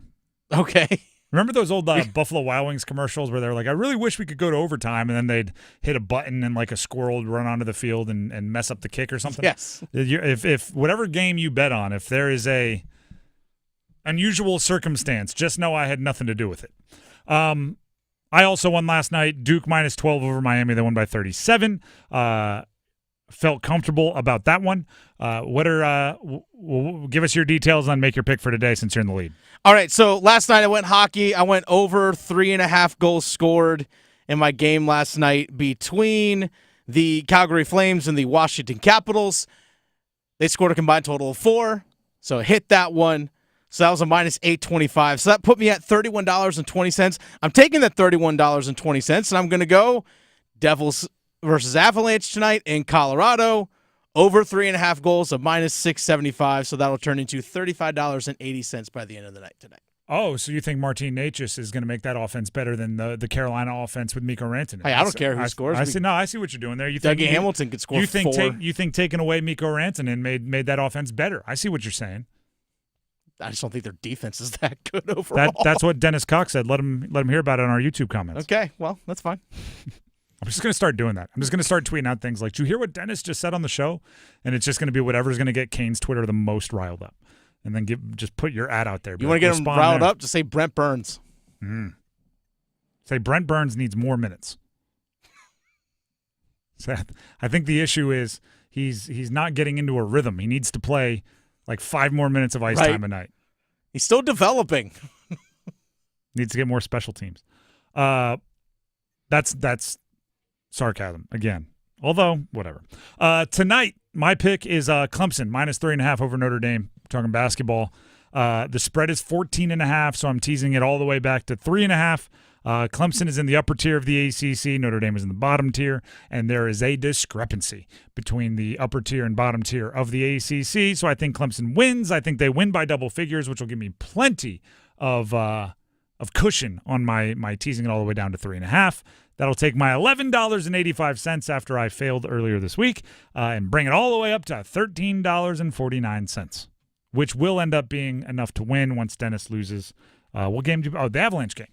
Yeah. So I'll be out there. Is it in Colorado? It is. All right, I got to get on a plane out there to do something. Okay. I'm going to go put magnets under it like Space Jam and just keep the puck out of the net. You'll see how it goes. Looking for a 1-0 win. Imagine if Jack Drury gets me that 4th goal I need. No, that won't happen. My God. You know what happens when Jack Drury scores? What? They review it and take it away. Hey, not in Colorado yet. Not in Colorado yet. Oh, that's funny. The Drive with Tim Donnelly, 99.9 The Fan. That is Ladder Challenge. Let's jump to Hit It and Quit It. Hit It and Quit It. We line up the biggest stories in sports. We line them up. We knock them down. We move on to the next. Starting with, we talked earlier this week, Jim Tanner has been hired as the GM of UNC basketball. Earlier this offseason, we learned, along with the Bill Belichick hiring on the football side of things, Michael Lombardi was named the GM of UNC football. What we have learned recently is those two guys getting paid. $1.5 million, the report's out there. That's how much Michael Lombardi is making to be the GM of the football team. $1.5 million. The reports on Jim Tanner, the GM of the basketball team, a little bit over $1 million, something north of $1 million. We don't know the exact number on that one, according to reports, but north of $1 million. Dennis. Yes. Overpaid, underpaid, or properly paid? This is one of those deals like, tough. when the smart kid in your class comes up and says, "What'd you get on that test?" They don't actually care. They just want you to ask the question back to them. Like, "Oh, I got an 82. What'd you get?" 99. Like, I want you to just ask me the question. To me, it's hard to say overpay just because you don't know what these guys are going to bring. Mm-hmm. That's the thing. We don't fully know what the value of this position is for North Carolina because we haven't seen it yet. You are setting me up perfectly. So I'm going to say I love this. Properly the right amount, just because, again, we don't know. Go ahead, ask me. Is it underpaid, overpaid, or rightly paid? Properly paid, and here's why. You're not paying for Jim Tanner and Michael Lombardi. You're paying for who they know. Yeah. Michael Lombardi knows people in the NFL. Hat tip to Ross Martin, 247 Sports. He put this tweet out there about Jim Tanner. Numerous reports that Buzz Peterson will be on Jim Tanner's staff in UNC's basketball front office. Okay. Who was Peterson's college roommate? Michael Jordan. Who was Peterson's best man at his wedding? Michael Jordan. I pay whatever I need to pay to get people close to Michael Jordan in the UNC basketball front office. What front office did Buzz Peterson work in? Charlotte, right? The Charlotte Hornets. Yeah, okay. Who was the majority owner? Michael Jordan. There you go. Yeah. Michael Lombardi knows people in the NFL. If Jim Tanner knows people who knows people who knows people who knows Michael Jordan, you pay them whatever money it takes. This is the middleman money. I don't know why. I'm a lot of weird stories have been popping in my head recently. Podcast years ago, 50 Cent. I'm listening to a 50 Cent podcast. Go on. He was talking about Eminem, okay? And 50 Cent could not understand why Eminem was turning down all this money. He said, like, I was hearing about $8 million movie offers because he was so good in 8 Mile that he was getting $8 million, $10 million offers to be in movies. And Eminem was like, I don't want to do that. I want to be around for my kids. I don't want to tour. They're like, we'll give you $50 million to go on a tour. He's like, I got enough money. I want to watch my daughter get grown up. And then 50 Cent said, I started getting offers where they were going to give me $2 million to get Eminem to accept the $10 million offer. And they thought that was a good deal, right? Because the $2 million to me was just worth it to get Eminem. And then the way the story ends to make it wholesome, right? Years later, Eminem called up 50 Cent, said, hey, my daughter's getting married. I'm inviting you to the wedding. And 50 Cent was like, what? Already? How? Wow, time goes fast. And Eminem was like, exactly. That's why I wasn't on tour with you all these years doing all those movies, because I knew it was going to go quick. End of story. That's the fun part. If you got to pay 50 Cent, a.k.a. Jim Tanner, $1 million to get Michael Jordan, it's worth it. If you got to pay Buzz Peterson more than that to get Michael Jordan, it's worth it. If you have to pay Michael Lombardi $1.5 million to get every GM and head coach at every single pro day, at the spring practice, at the games for UNC football, you do it, because that's what gives you the credibility behind all the talk about being the 33rd NFL team. Overrated, properly rated, overpaid, properly paid. It depends what you're bringing to the table. Mm-hmm. As many people will tell you, it's not always what you know.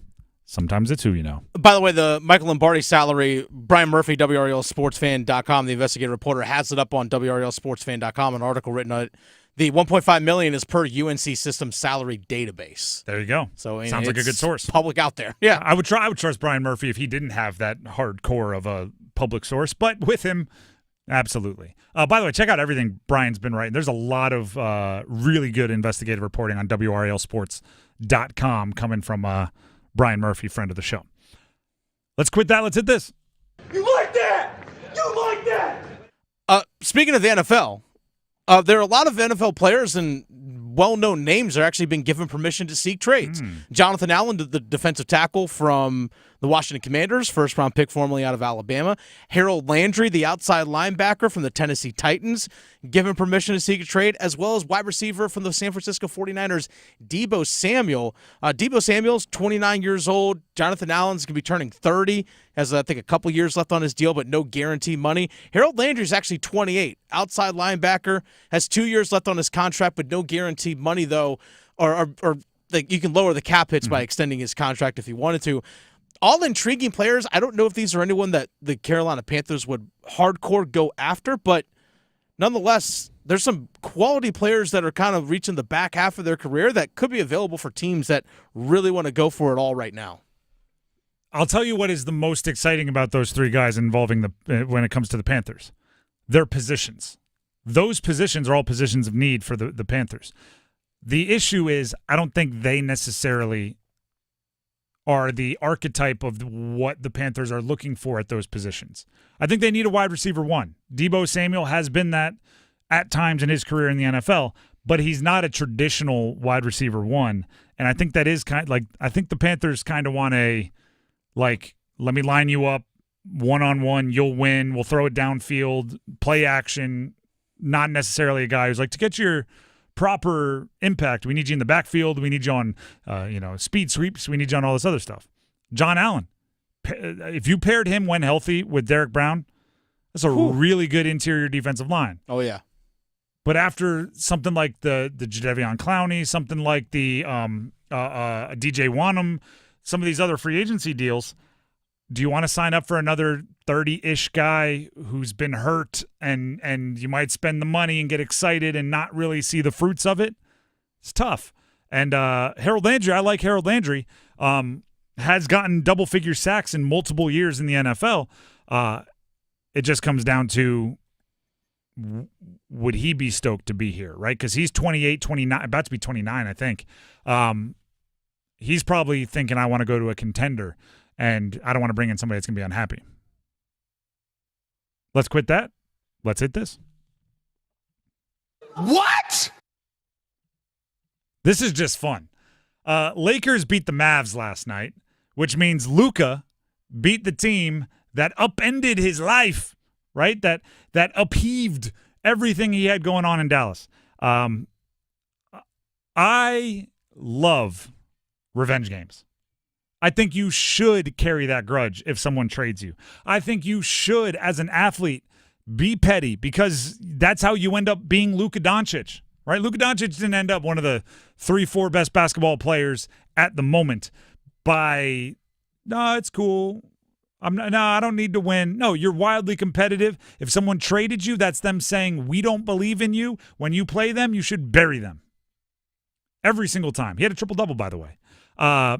I think in years future, when he plays Dallas, it'll be more of like he's gunning for 50 rather than like I'm going to systematically pick you apart by getting a triple-double. But whatever it takes, get the win and then rub their face in it. Did you see the Jordan ad? They showed a supercar with a number 77 Texas license plate. They start playing the song, All My Exes Live in Texas. And then somebody that looks like Luka just walks up, kneels in front of you. You see it like hoodie up so you don't know it's him.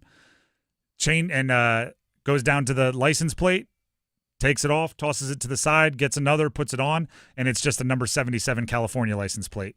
Gets in the car, drives away. It's a well done, I think it's Nike or Jordan, whoever it's signed by him. Really well done commercial. Let's quit that. Let's hit this.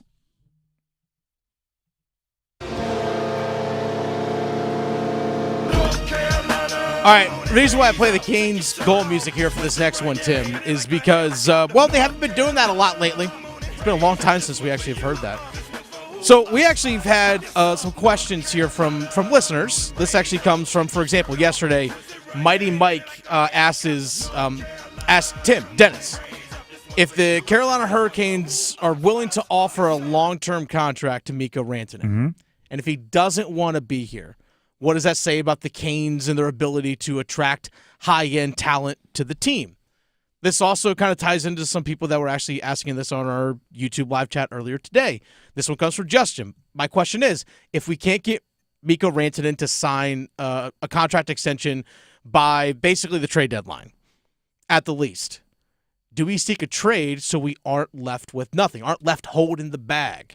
That's a big question going on for Canes fans right now. If you can't do it by the deadline, then you have to trade him, not knowing, or at least maybe that's saying, hey, guess what? You can still sign him after the trade deadline. But I get the question, though. I am completely, and I'm trying to be understanding. I completely understand why a fan base would be worried about this, right? The Jake Gensel thing is still fresh. That wound is still, like, healing. To me, you're already pot committed to trying to get Mikko Rantanen to sign a long-term deal. Before you trade for him, you do all of the necessary research, right? You go talk to his high school coach. You go talk to the janitor at his middle school, right? But like when you are making that kind of a franchise-altering move, you want to know the ins and outs about the player, and you watch 10 years, or you don't watch every game, but you watch enough film over the 10 years of his NHL career to know him as a player. You look at the advanced analytics of every game he's ever played to know enough about him as a player. And then once you trade for him, to me, by then you're all in on signing him. You don't like trading him now. It's you didn't give yourself the full go of it unless there's some other. I mean, is there some other top? I never know where to say Mikko. Like 8 player in the NHL. Where do you put him? It's 10. Okay, top 10. If there's 15 at the worst. If there's another top 10 player out there that you can trade for and get a shot at re-signing, fine. But if not, like you're all in on trying to bring a franchise-altering star to Carolina for the next 10 years. It's similar to we've had this conversation. I'm trying to think of the exact. Oh, it was the running backs for the Panthers. Like once you draft Jonathan Brooks second overall or second in the second round, I'm going like you can't spend too much money elsewhere on running backs because you just use a second round pick. That's a huge investment. Once you trade for Mikko Rantanen, you can't get cold feet then and start going, well, we should trade him so we don't get left holding the bag.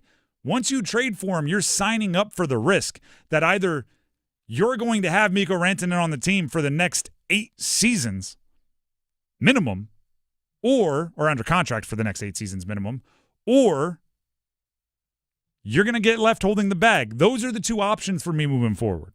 Now, on Monday, I made the point that the Canes are not making the decision on what to offer him or how much he's worth based on the 8 games he's played with Carolina. They're basing it on the full picture, right? Everything he's done in his NHL career, everything the Canes can do, how they see making moves going forward to build around him, all of it. What we haven't done is talked about it from Mikko's side of things. Should he want to sign with Carolina? Right, put yourself in his shoes, right? And I'm going to get to who was the question that we had. We had a couple. We have from Mighty Mike as well as Justin. Okay, I'm going to get to Mighty Mike's side of things, right? What does it say about the team if these guys keep choosing not to extend with the Canes? Put yourself in Mikko Rantanen's shoes, okay?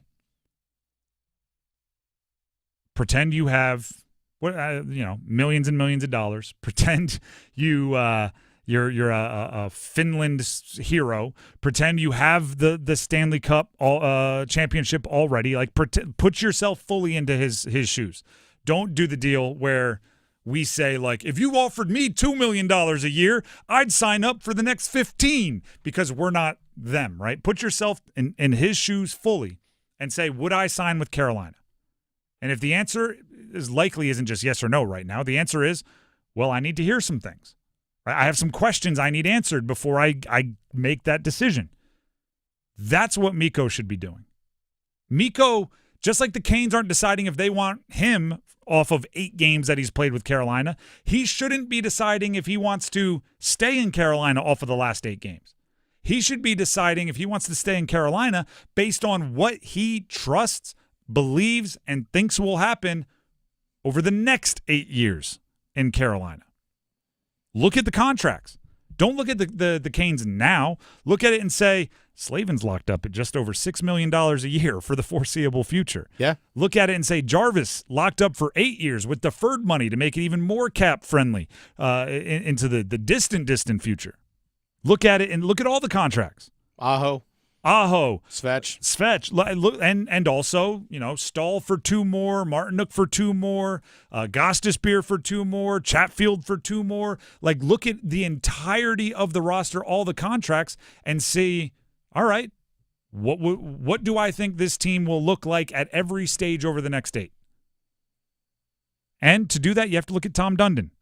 And you have to look at Eric Tolsky, and you have to look at Rod Brindamore, and you have to look at everybody in that room and think, is this a place that I am confident will support me in the ways I need to be supported over the next 8 seasons? Those are that's how it's judged. So if Jake Gensel decided to go to Tampa, and if Mikko Rantanen decides to go to, I don't care, pick an NHL team somewhere else, what you have to start doing is not going, what does that say about the Canes? It's going, which one of these questions that they're asking is coming back negative? Is it they don't like the contracts we have locked up into the future? Is it they don't trust our GM to do well? Is it they don't trust the system? Is it you just have to find whatever the red flag is that is ruining it? Because again, it's a bit cross sport, but you could find examples of this in every professional league.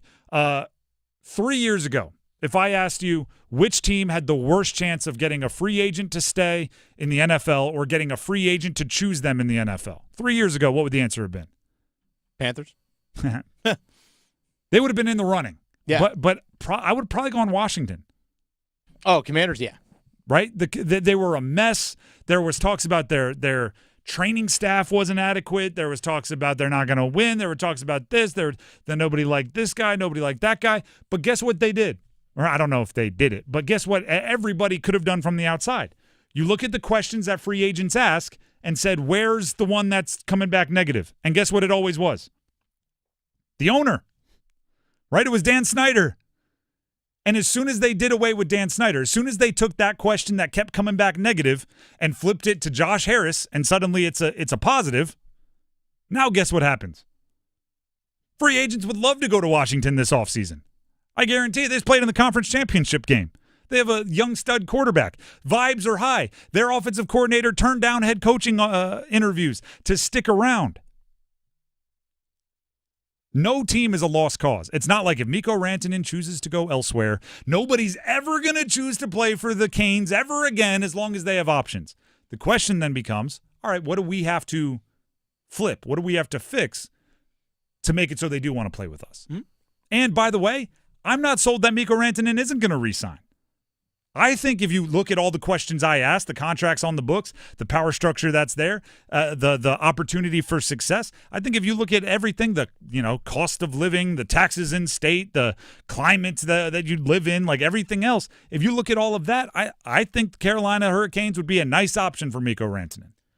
Here's something to keep in mind when it comes to Rantanen. He's barely been in Raleigh. Because remember, he got traded. The Canes were on the road. Mm-hmm. They came here for like 2 games before the break.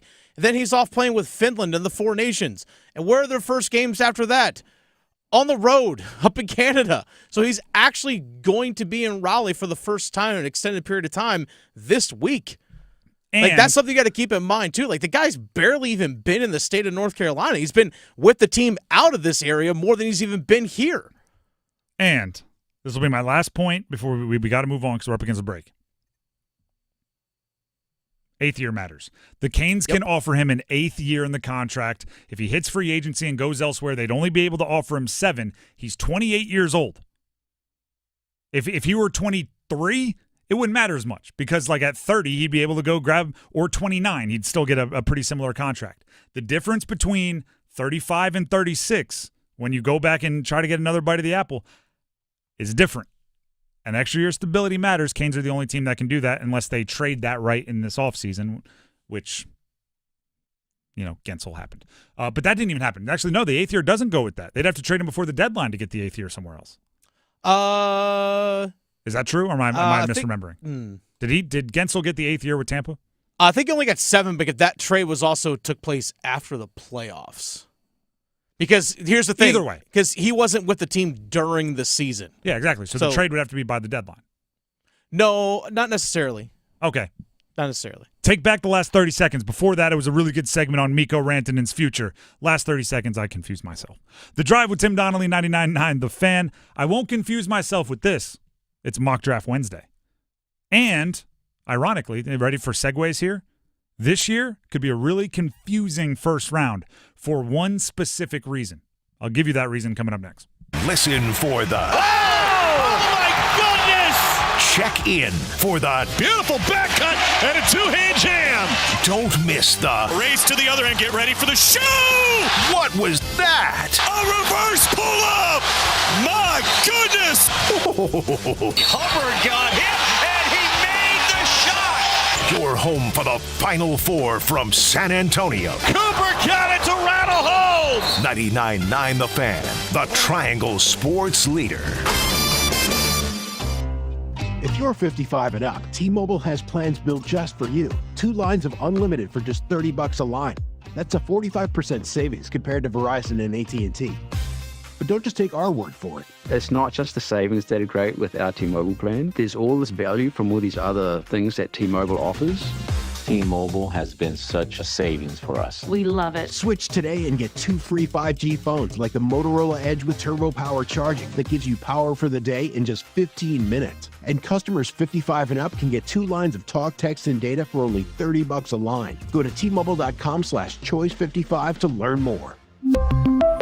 With AutoPay plus taxes and fees, plus $5 per line without AutoPay. Debit or bank account required. 45% off 2 lines versus AT&T Starter and Verizon Welcome. Plan benefits vary. Motorola Edge on us with 24 monthly bill credits and new line for well-qualified customers, plus tax and $35 per line connection charge. See details at T-Mobile.com. Motorola Edge requires 68-watt charger. Charger sold separately. Actual performance will vary based on usage and configuration. It's bow time. A leg and thigh dinner from Bojangles for just $5.99. Leg and thigh dinner from Bojangles for just $5.99. So crispy. So crispy. And juicy. And juicy. So much flavor. So much. Stop it. What are you doing? What, you expect me to get this delicious deal and not say anything? You're unbelievable. You're unbelievable. With a boldly seasoned leg and thigh, choice of fixin', a biscuit, and legendary iced tea, it's a deal so good it's worth repeating. So eat and repeat while it lasts. It's bow time. It's bow time.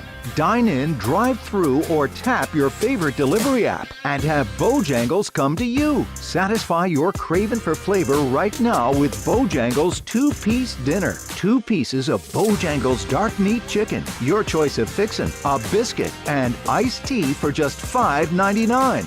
That's right, just $5.99 for limited time at participating Bojangles. What are you waiting for? When you're hungry, it's always bow time. Ready to order? Yes. We're earning unlimited 3% cash back on dining and entertainment with the Capital One Saver Card, so let's just get one of everything. Everything? Fire everything! The Capital One Saver Card is at table 27 and they're earning unlimited 3% cash back. Yes, Chef! This is so nice. Had a feeling you'd want 3% cash back on dessert. Ooh, tiramisu! Earn unlimited 3% cash back on dining and entertainment with the Capital One Saver Card. Capital One, what's in your wallet? Terms apply. See CapitalOne.com for details. Bryce under center. Chuba's the deep back. Snap. Give it to Chuba. Chuba inside the 10. 5. Slides into the end zone. Touchdown Panthers. He spikes the ball, and Carolina's got a lead.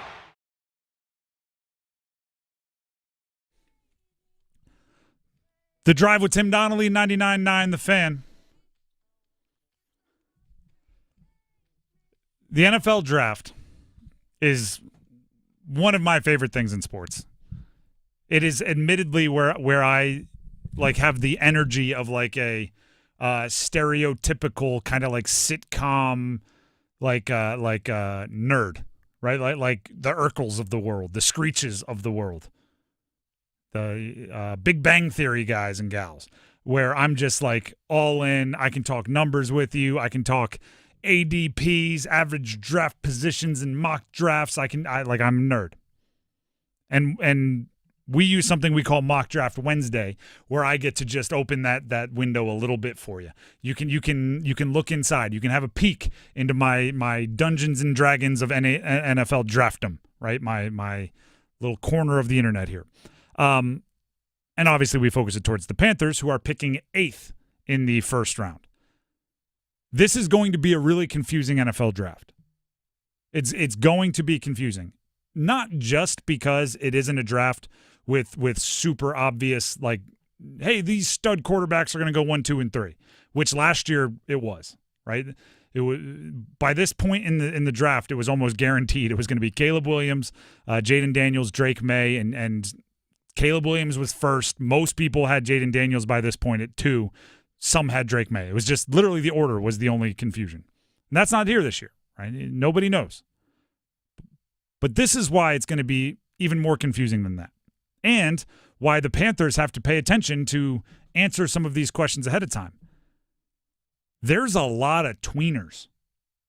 Tweener, like people between positions or people, players that might be so good and so talented that they can do and be effective and be high-level prospects at 2 different positions. Now, the most obvious is Travis Hunter, right? And the unbelievable irony about Travis Hunter is he might go 1st, 2nd, 3rd in the NFL draft, and the teams up that high might have him down as different positions. Yeah, it's really weird. The Titans, who have the number 1 overall pick, have come out and said they see him as a defensive back first. He's a corner. They might take him number 1 overall. The Browns, they have the number 2 pick in the draft, have come out and said they think of him as a wide receiver first. They might take him number 2 in the draft. That's outlandish. But he's not the only option. He's not the only player like that. And this is where the Panthers get involved. Jalen Walker, who is one of the most commonly mocked players. Actually, sorry, I just want to play this audio. Dan Morgan, who is the Panthers GM, talked about Travis Hunter and his versatility. Travis is, obviously an exceptional talent. He can do it all. That's no secret. But yeah, I think he can play both sides of the ball, and I think it's just really up to the team to decide that, whatever team drafts him. Make no mistake about it. If he's there at 8, they're taking him. They will break their hand filling out the card so quickly. But he won't be there. Jalen Walker, though, might be. And Jalen Walker might not be so versatile that he can play offense and defense, although, I don't know, it might be a running back. Who knows? He's versatile in that most of the league is divided on whether he's a linebacker or an edge rusher, right? And I know outside linebacker at times covers kind of like it's we say linebacker, but it's an edge. Jalen Walker can kind of run the gamut from put on a little bit of weight and maybe be seen as a significantly lesser version of Micah Parsons, which is essentially an edge, like a pass rusher most of the time, who has the ability to do other things if you want to get weird and creative. Or Jalen Walker could also fall into like the Frankie Louvu territory where he's an off-ball linebacker. He can do a lot in coverage, but on 3rd downs and passing situations, you can walk him up and he can do kind of the edge rusher thing as a speed rusher also. Move him around a lot. The interesting piece is those 2 positions are weighed very differently in a draft. If you see him as a guy that can play edge and get 15 sacks in a year, I don't know if he gets to 8. And if you get him at 8, you feel like you just won the lottery. If you see him as an off-ball linebacker, versatility, you can use him in a bunch of different ways. Probably not a position premium enough to feel like you're getting value at 8. You might want to, you might like that better in the late teens.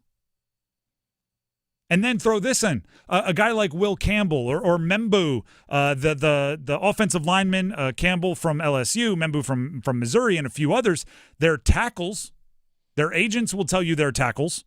They'll be working out at the combine as tackles. They played tackles in college. But some are worried, and ready, this is where the combine will come into play, that their arms are too short. They're T-Rexing out there a little bit. And what that would mean is they should be slid inside to guard. Now, if they're seen as tackles, stud tackles, that's going to boost up their draft a whole bunch. If they're guards, well, later in the 1st round, 2nd round is where the first guards are traditionally taken. How does that affect the Panthers? If Campbell is seen as a stud tackle and proves that he is the blind side, we've all seen the movie, it's an important position, top 5. He could go to the Patriots at 4, protect Drake May. Could easily go to the Patriots at 4 to protect Drake May, which would push a defensive player or a receiver or whatever the Panthers want down to them because they don't need a tackle. If the league sees Campbell as a guard, he's not going to go top 7, and that means another defensive player, another premium position will be drafted before the Panthers. So just to have a plan for what you want at 8, you need to look around and decide who these guys are. Not just if you like them or not, but what position do they play? Because you'll see this, right? Just to show you what I mean by premium position and position value. Every single analyst out there, okay, the Kuipers, the Daniel Jeremiahs, the Todd McShays, whoever your favorite is, Dane Brugler, whatever. They have 2 lists that they put out. One, big board, best players in the draft. The other, mock draft, how high they think they'll get drafted. And one thing you'll see is Ashton Genty, the running back from Boise State, is a top 5 player on everyone's big board. You'll also see he's rarely drafted before 12th on anyone's mock draft because running backs are less valuable. Now imagine there's a player who is a running back and a corner, or a running back and a left tackle. This is abstract. Little exaggeration. Abstract, yeah. But I'm saying, or I'll even go crazier, who is a running back or a quarterback.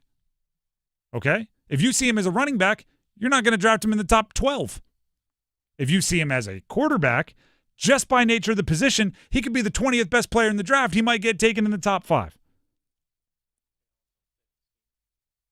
So you have to find out what you think of the player, then decide how much you think the position that you put them into is valued in your draft, and then how they will fit into your team.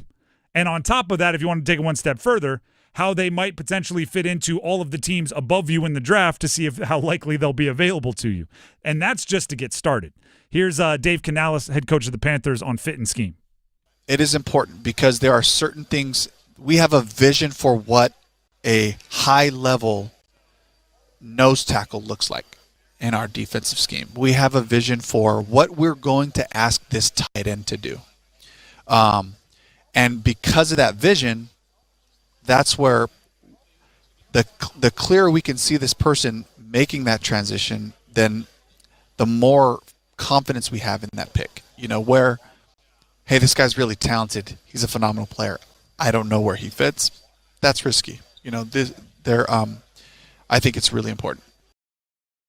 Here's the other part that gets real fascinating. We're going to have to talk about this more and more as the draft gets closer. Adam Schefter, ESPN, was quoted with this on television, ESPN, earlier today. The player you get at 10, meaning the 10th overall pick in this draft, is similar to the player that you get at 35. He's saying it's deep and kind of plateaus from 10 to 35. Yeah. Now, here's where the Panthers have to answer this question. Was 10 just a round number that Schefter liked to use? Or is Schefter looking around the NFL and talking to insiders, and was 10 exactly where the tier break is?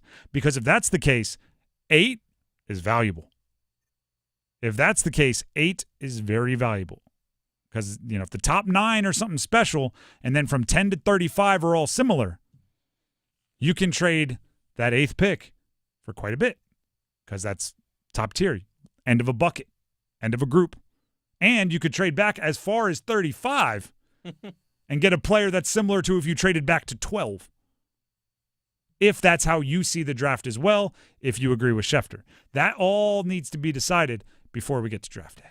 There's going to be a lot of reaction even for the 8th pick. There's going to be a lot of reacting because with all these teams that are picking ahead of the Panthers, you could justify anything. Like Titans at number 1, quarterback, justifiable pick. Easily. Taking the best player, Abdul Carter, justifiable pick.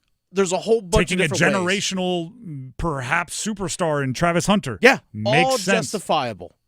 And you could also justify the exact opposite, right? Like quarterback for Tennessee makes sense. You could also justify saying they have absolutely no business taking a quarterback because they don't have the structure around it for a young quarterback to develop. Yeah. You could see them taking Abdul Carter. You could also justify saying, why in the world would you take an edge rusher? They don't impact winning enough to get you where you need to go. You could also say Travis Hunter is a luxury pick for some team to experiment with. You need building blocks. Like there's There's very, very confusing parts at the top of this draft, and I'm looking forward to it. The Drive with Tim Donnelly, 99.9 The Fan. We have the starting five, brought to you by Richie Law. Injured, Richie Law is on top of it, RichieLaw.com. Coming up in a few minutes, including reaction to Duke last night and reaction to State tonight and so much more. But before we get there, here's Dennis Cox. Dennis Cox here for Loan Pronto. Folks, don't go through another year with all that high-interest debt. Let Loan Pronto wipe it all out now. Loan Pronto's rapid equity loan makes it easy to pay off all your credit cards or tackle that 2025 home improvement project. Get cash in your pocket fast. No appraisals, no paperwork, no waiting. Loan Pronto's AI-driven tech gets you approved and funded in as little as 1 day. One client got $150,000 approved in under 24 hours, paid off all their credit cards, 2 cars, and a personal loan, saving over $1,500 per month. With low fixed rates and lightning fast transfers, you can do it too. Consolidate debt, improve your home, take control of your finances. Imagine being credit card debt-free by this time next week. Don't wait. Call Loan Pronto now, 919-381-1760, or visit loanpronto.com. Get your free rate quote now with no hard credit pull. 919-381-1760, loanpronto.com. Equal housing lender, NMLS 1661781, subject to lender approval, NMLSconsumeraccess.org. The Drive with Tim Donnelly, 99.9 The Fan. I mentioned that starting five. It's coming up next. Don't go anywhere. Hey, it's Adam Gold, and do you have a late-night craving for in-depth analysis on the Carolina Hurricanes and their latest game, their latest win, their pursuit of a Stanley Cup? Well, I can quench your thirst. I can feed that appetite on the Canes Corner podcast, the morning after edition, which drops the morning after every Hurricanes game. Get it wherever you get your podcast. Brought to you by the Aluminum Company of North Carolina. Everyone deserves a fast and reliable connection, one that helps better their everyday through the things they value most: friends and family, education and career. A connection that opens pathways to opportunity and builds roads to a better future. At Spectrum, we're committed to delivering just that every single day. Because with the right connection, anything is possible. That's Life Unlimited. That's Spectrum. Progressive knows finding your new home was a dream come true. You wanted a walk-up with central air and a skylight, and you found it. Now, every Friday night, you get to fall asleep to the sound of your downstairs neighbors' dance parties. Progressive can't save you from your noisy neighbors, but we can save you money when you bundle your home and auto with us. Get a quote at Progressive.com. Progressive Casualty Insurance Company, affiliates, and other insurers not available in all states. Confidence is knowing you're ready to handle whatever comes your way. That's what it feels like to take on your workday with Cintas. They make sure your AEDs are up to date, your fire extinguishers are tested and inspected, your floor mats are cleaned and delivered, and your workwear looks good, feels good, and is freshly laundered with the Cintas Apparel Plus program. So are you ready to take on today? Visit Cintas.com. Oh, I'm ready! And get ready for the workday. Hey, Tim Donnelly here with a game day tip from Wake Med Heart and Vascular. When it comes to tailgating or for any meal, choose wisely for your best heart health. Include some green veggies like broccoli, green peppers, zucchini, and don't forget the guacamole. Limit foods high in saturated fats and sodium. Be mindful of the alcohol intake. And drink plenty of water to stay hydrated throughout the game. For heart-healthy game day recipes and tips to care for your heart, visit wakemed.org. Mitchell Heating and Cooling, we do the job right every time. Mitchell Heating and Cooling is celebrating 51 years of trusted service. And to celebrate, get a furnace tune-up for just $51. That's peace of mind heating for only $51. Visit MitchellHVAC.com. Mitchell Heating and Cooling. Quality products and services on time from a family you trust. It's hard to stop a train. The best solutions every time.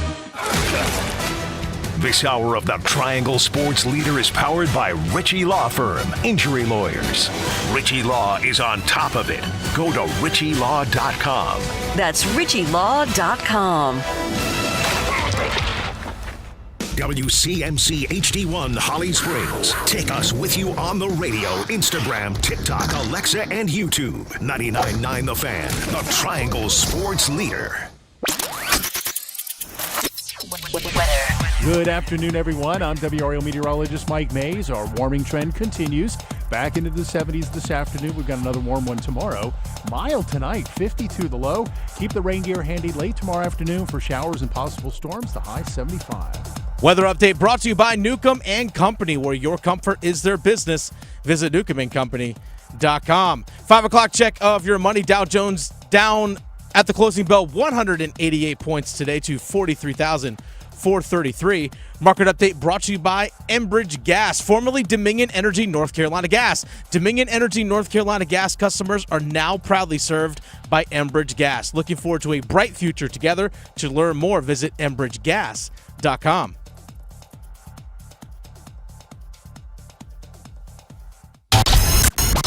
It's 5 o'clock. Time to serve up the biggest sports stories of the day. Here comes your starting five. The Drive with Tim Donnelly, 99.9 The Fan. The starting five is brought to you by Richie Law. Injured? Richie Law's on top of it. RichieLaw.com. Starting five, as always, starts with number 5. Count them. 1, 2, 3, 4, 5. And at the other end, it's Knipple. Cross court, Evans, a ball fake, and another three. His third, and he's the first into double figures with 10. That's a highlight from last night's Duke win over Miami. Could have picked pretty much any play for Duke. Isaiah Evans had a big game. Con Knipple had a big game. Cooper Flagg had a run-of-the-mill, kind of controlled all the action game. It's funny how we call those just run-of-the-mill games. Like, yeah, it just controlled everything. Yeah. 16, 6, and 7 or something like that. Did everything really, really well. Yeah. Efficient. Didn't play the last 8 minutes or whatever it usually ends up being. It was a really good win for Duke. Miami is the worst team in the ACC, so we didn't learn much about Duke. Although John Shire, the head coach, did say he felt the approach by his team was professional. I thought they had a very professional, business-like approach. Obviously, it's great when Isaiah's got it going like that, like he did in the first half.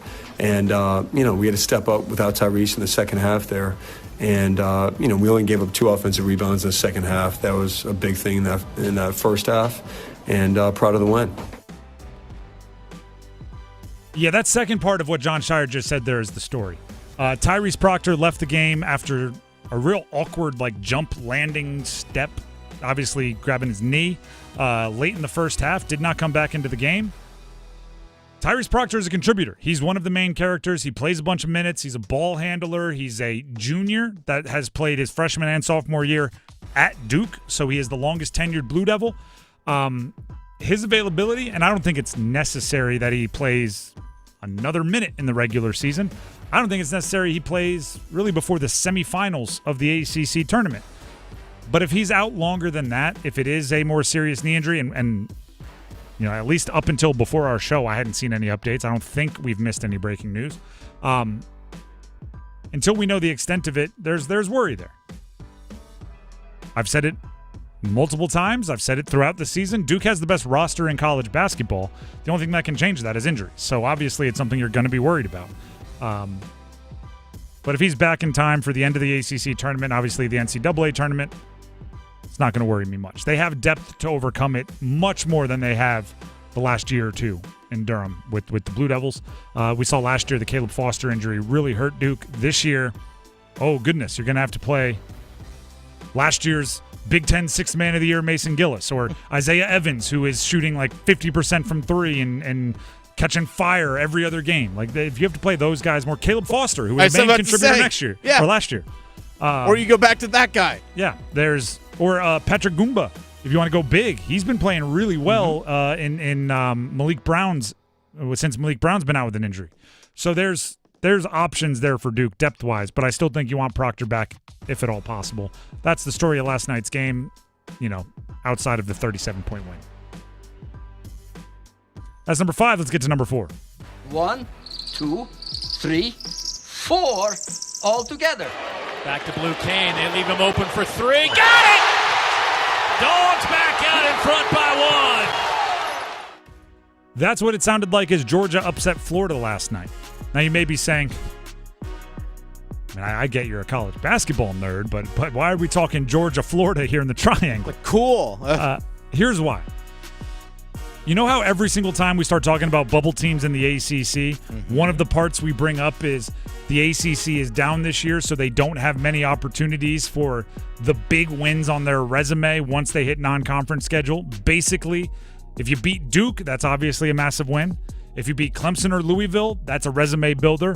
Every other win is going to be downgraded by the pundits from other conferences. Georgia is a bubble team in the SEC, which means they're in the mix with the Wakes, the SMUs, the UNCs, trying to make their statement that they should be in the NCAA tournament. Georgia beat the number 3 team in the country in Florida last night. And I'm just going to bring up Georgia's basketball schedule real quick. Playing in the SEC with the way the polls have broken down, you're going to have a lot of opportunities for those big kind of statement wins. They beat Florida. You know what they did in the game before that? Lost to number 1 Auburn. You know what they did in the game before that? Lost to number 21 Missouri. You know what they did in the game before that? Lost to number 8 Texas A&M. You know what they did in the game before that? Lost to number 22 Mississippi State. On their 5th try in 5 games, they finally got that ranked win. If you're in the ACC and you don't beat Clemson or Duke, it's not like, all right, we'll try to get another gigantic win for our resume next game. It's like, you don't beat Duke, you got to go play Boston College or Pitt, or you got to go play Florida State or Miami. Like you don't get that many bites at the apple. So Georgia in the net rankings jumped from 40 to 36. North Carolina is at 44 in the net. I mean, if you look at their schedule, they've played Ole Miss when they were ranked, Kentucky when they were ranked, Oklahoma when they were ranked, Tennessee when they were ranked, Auburn when they were ranked twice, Florida when they were ranked twice, Alabama when they were ranked top 5, Mississippi State when they were ranked, Texas A&M when they were ranked, Missouri when they were ranked. In their non-conference schedule, they played Marquette and St. John's when they were ranked. They just had more opportunities for good wins. So the ACC, the teams fighting with Georgia for that spot, have to start getting by with like smoke and mirror arguments. But we don't have any bad losses. But we were more consistent. But we don't. It's like sometimes it's nice to just point to, hey, we beat the number 3 team in the country. Yeah, and we did it recently, so we proved that we can. And now that's what we're going to build our argument on. So Georgia in quad 1 games is 3-11, so not great. North Carolina is 1-10. And North Carolina played a lot of quad 1 games in non-conference schedule. Yep. Not many of those came. That's because North Carolina should schedule aggressively in the non-conference. If you are some of the other schools in the ACC, you're not going to have a non-conference schedule like UNC does, and you're going to just simply not have all those quad 1 games on your schedule. So believe it or not, these other games have a massive impact on, again, UNC, Wake Forest. All of it has a big impact. It's a mini version of a bracket buster. You need favorites that have already 100% in the NCAA tournament to win the games against bubble teams elsewhere to boost your own stock. And when you do have your chance at Clemson, Louisville, or Duke, you better land your shots. Got to get it. It's number 4. Let's hit number 3. Bailey, shotgun, snap left hashes, QB keeper, dives forward, touchdown. Bailey is 3rd of the night. You know what? I got some good news for NC State fans. Football season kind of started yesterday. Spring practice yesterday. State. Now, you're not going to be able to watch any of them. All 15 practices are closed to the public. They will not have a spring game. But what have I talked about with college sports? Hope springs eternal. All right, football season was a bummer. Basketball season's right around the corner. All right, basketball season was a bummer. Football season. We're not skipping over baseball or anything else. I'm just, the premier sports are what the premier sports are. Spring practice for state started yesterday, which means it's that time of year. You're going to start hearing these reports. You're going to start seeing the highlights on social media from the team accounts. I've talked about it a few times. Do Do you know what I'm excited for NC State's offseason? CJ Bailey is the guy, right? You have your quarterback. You don't have to go recruit him out of the transfer portal. You don't have to have a quarterback competition. You have your guy, which means this spring practice he gets to own. People don't realize what a luxury that is for a player, to have everyone building around you, right? The wide receivers, they don't go to the coach and say, hey, did you like that route? They go to CJ Bailey because he's the one that ultimately has to throw the ball and make the completion. So state spring practice is all about your quarterback, which is, to me, the best thing you can do. Now, the other thing that's going on in spring, and this is state, but also Duke and also North Carolina and also every other school in the country, is you should be seriously evaluating your roster and seriously deciding what holes are there and seriously finding a way to fix it. There was a point in time where you hit spring ball and you were like, this is our team. This is what we've got. And we have an off season to work out and build up and hit summer camp and go from there. Now it's like, oh geez, we don't have enough corners. Aha, go get a transfer. Like the irony of it all is one of the most common cited reasons for these teams like state barring the public from their spring practices, not having a spring game, is they don't want the transfer portal and all the other coaches to have eyes on their players, right? They don't want anyone auditioning for elsewhere. The irony is coaches are absolutely doing that to the players during spring practice. You have a rough spring practice, you're darn right they're looking for your replacement. You have a rough spring practice, you're darn right they're playing the portal, which is kind of messed up.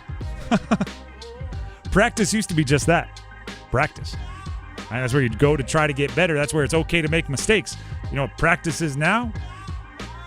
It's like an audition. You're trying to keep your job. You're out there at a tryout. It's a completely different beast than it was back even when I was playing in college. Wild. But still, it's good. It's good to have cleats on grass, turf, whatever you want to call it.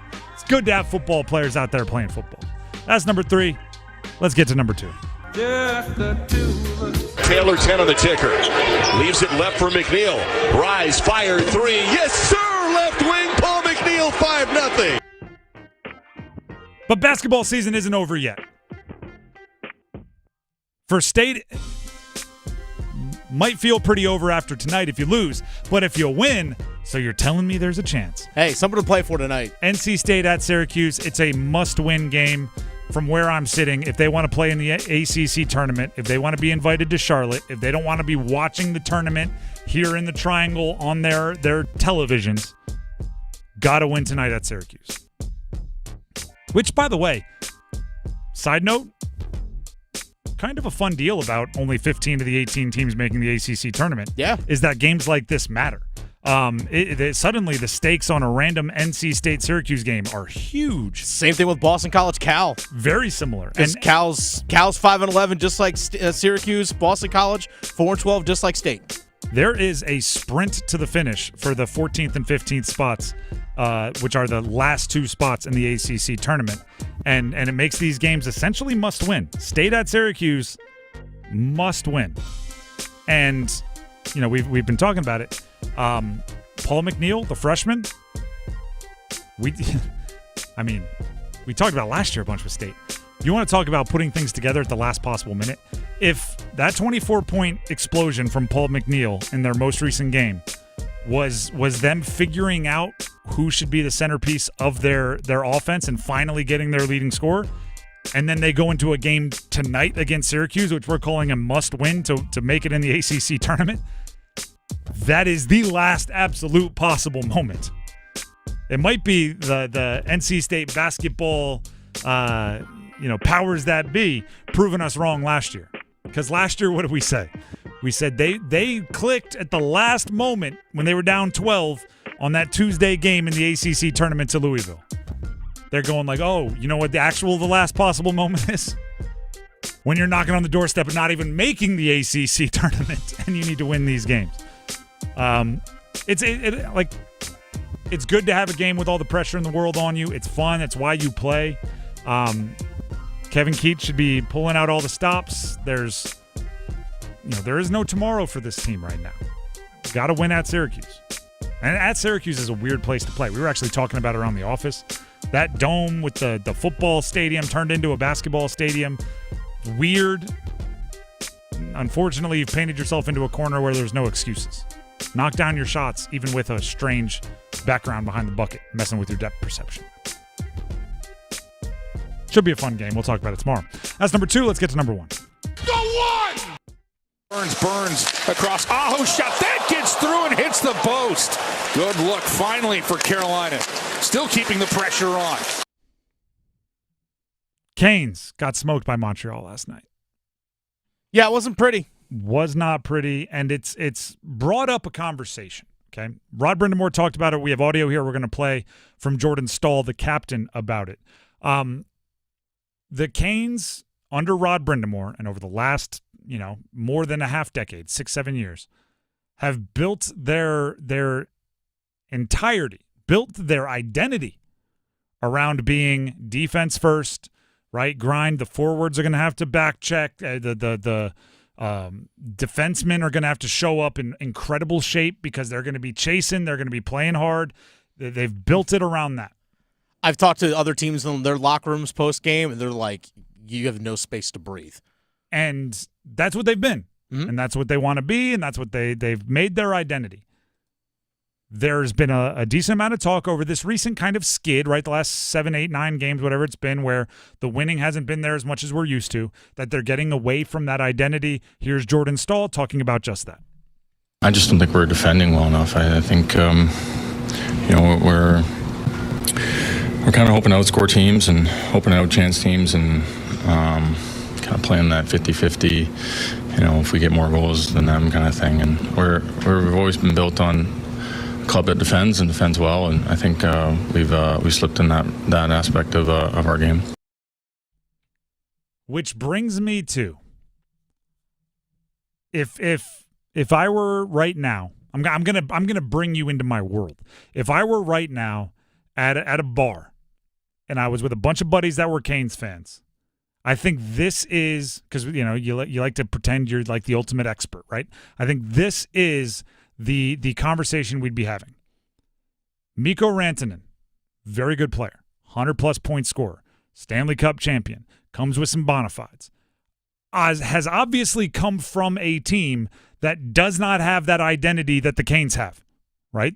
The Colorado Avalanche with McKinnon and Makar getting up and down and skating fast and taking shots and putting up offensive production are an offensive-minded team. That's where Rantanen has thrived. The Canes are everything we just described. Grinding. You have to back check. Defense first. Get your offense off your defense. Grind, grit, all of that. I don't think you should ask either side to completely abandon their identity, right? I don't think you look at Rantanen and say, guess what, buddy, you're a Cane, so I'm going to need you to be the best defensive forward in the league, and I need you to use that 6'3", 6'4", 215 to throw your weight around, and I need you laying down in front of the net every possession to block shots. I need you to do that. But I also don't want the Canes going, we're the new 7 seconds or less the Phoenix Suns. Let's get up and down. Let's score 7 goals. We have Mikko Rantanen. Let's go ahead and go nuts. The question is, where on the spectrum do you fit? How much do you let Rantanen and what he's thrived at affect the Canes? And how much do you let the Canes and what they've built their identity on affect Rantanen? Is it 60-40? Is it 70-30? Do you have one line where Rantanen plays where they're like, I know they don't number lines, but you have your scoring line, right? Where you put the guys where hey, when they're on the ice, we're the Globetrotters, right? We're throwing alley-oops. We're going for it. And then our other lines, when they're on, we're more traditional Canes. I don't know what it is, but I know that there's an impossibility of taking an athlete and saying, you're on a new team, I want you to forget everything that made you the superstar that you are and fit into exactly what we do. But I also know there's an impossibility to take a team that's had a ton of success and say, you have this new player who's going to be hopefully your highest paid player. We need to completely rebuild what we are in his image. That doesn't work either. There's the compromise. And there might have to be some sacrifice. Right? If you have a line that is less defensive oriented because you're trying to take advantage of what Rantanen brings, you might have to settle. And hold on. Rod Brindamore might have to settle for being 9th in the league in goals allowed rather than 2nd, right? You might have to be okay with being top 10 best defense in the league rather than top 5. And Rantanen might have to be okay with, being a little bit more defense oriented or playing less shifts or like whatever his compromise has to be there as well. The deal is the benefits have to weigh what you're compromising. Last night did not look like a team that was aware of what their identity is or what even they want it to be, right? And that's why you end up with Jordan Staal in the postgame going like, geez, we're not doing what we normally do well. And the benefits certainly aren't outweighing the negatives that have come with the shift. Like, I don't think you burn it to the ground and start over building around Mikko Rantanen. I don't. As good as he is, and as much as you want to pay him $13+ million a year over the next 8, I don't think you just say like, hey, whatever you want. I think we see it in basketball. There's only 5 guys on the ice in basketball, or on the ice. Only 5 guys on the court in basketball, where someone just shows up and, hey, guess what? We're playing their style now. You see it in football with quarterbacks. They show up, they bring their playbook. It's not that. But it has to be some of that. There has to be that market equilibrium. There has to be that point where you're not completely changing Mikko, but also you're not expecting the Canes to change for Mikko either. It's got to be in the middle. Let's keep this in mind, too, is that Rantanen got to the team, played, 5 games? He did miss a game. Remember, he had a lower body injury, missed that game against Utah. There's even questions if he was going to play in the Four Nations. Still played in the Four Nations despite that lower leg or that lower body injury. Took a puck right off the leg, right? That's what it was. Took a friendly shot fire right into the side of the leg. So he still plays the Four Nations. But anyway, he was barely with the team, barely even got to Raleigh, and then he's with the Finnish team. So he's trying to adjust to the Kane system, goes to play with Finland, has to adjust to that, and then now is coming back to this. So like nothing has been settled for that guy for the last month. And a lot of it out of their control. The flu ran through the locker room. Yep. Some of it within their control, right? Because he's skating with Roslovic yesterday. He's skating with Aho the game previous. It's like there's changes happening. And by the way, Dennis, I hope you know, I've been screaming, everybody chill, relax, give it time. But I also like the plan needs to be there, right? If Jordan Staal doesn't feel like Canes are playing Canes hockey, that's an issue, right? He's the captain. Like you need to make sure, and it's his job too, like preserve the Canes culture and Canes like that. He's that watchdog, and he should be. He should be reluctant to be like, all right, let's go ahead and how many goals can I score? Let's see. Like he should be reluctant to do that, but there has to be some give. There has to be to make Mikko feel a little bit more at home schematically. And maybe that's why they played him with Roslovic, because Roslovic's been a goal scorer. Maybe they're like, hey, let's get guys with that eye and see what happens. I don't know if it's the best move, but hey, try it once. I'll try anything once, right? It's like food. The Drive with Tim Donnelly, 99.9 The Fan. We do have a numbers game that we need to get to, and we will be grabbing contestants. But first, Dennis has something for you.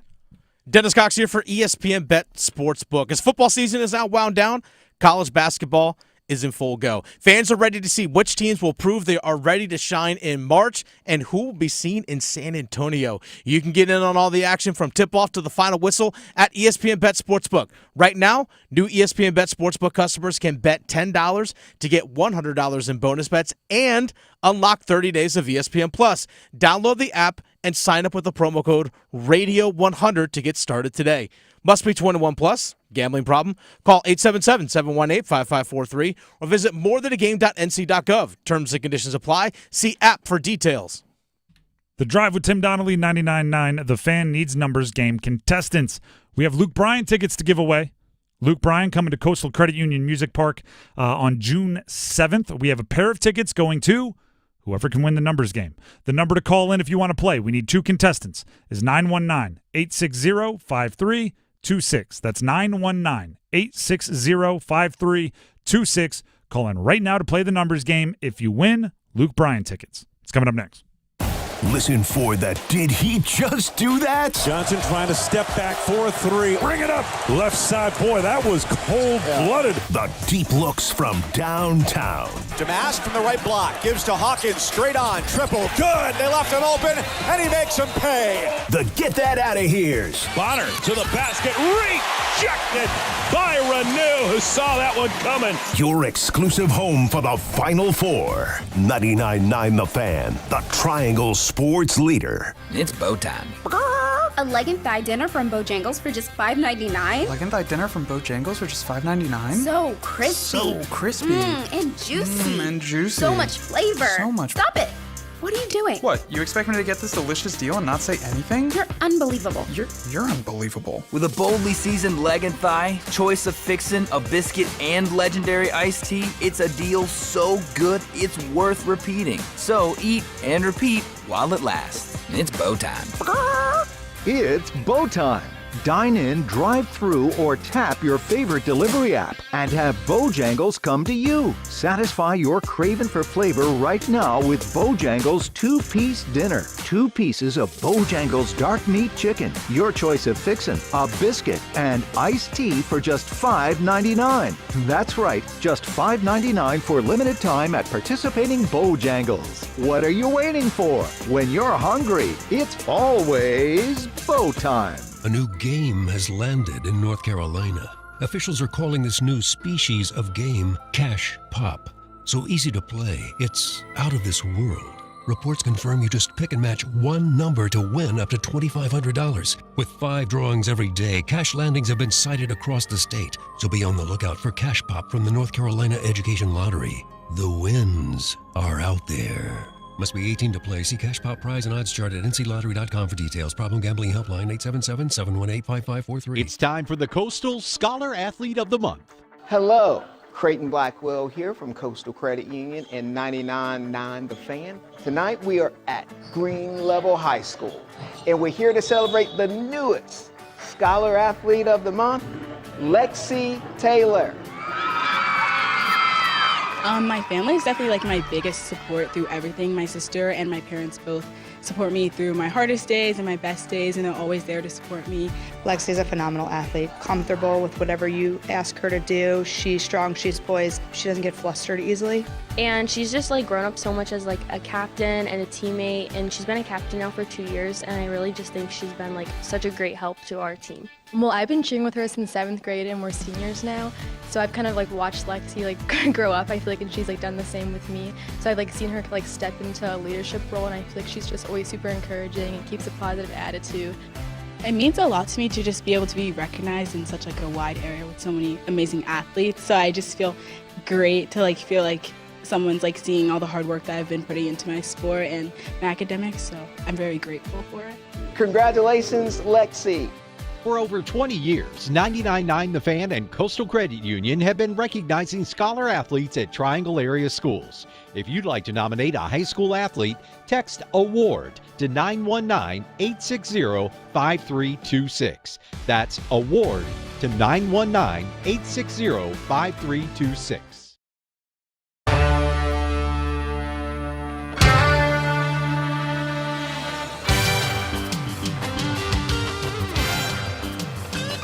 The Drive with Tim Donnelly, 99.9 The Fan. It is time to play the numbers game. We have 2 contestants on the line. The winner will receive Luke Bryan tickets. Luke Bryan coming to Coastal Credit Union Music Park in June. We have a pair of tickets. Either Ben in Durham or Andrew in Durham will win the tickets. As always, we need to ask a question.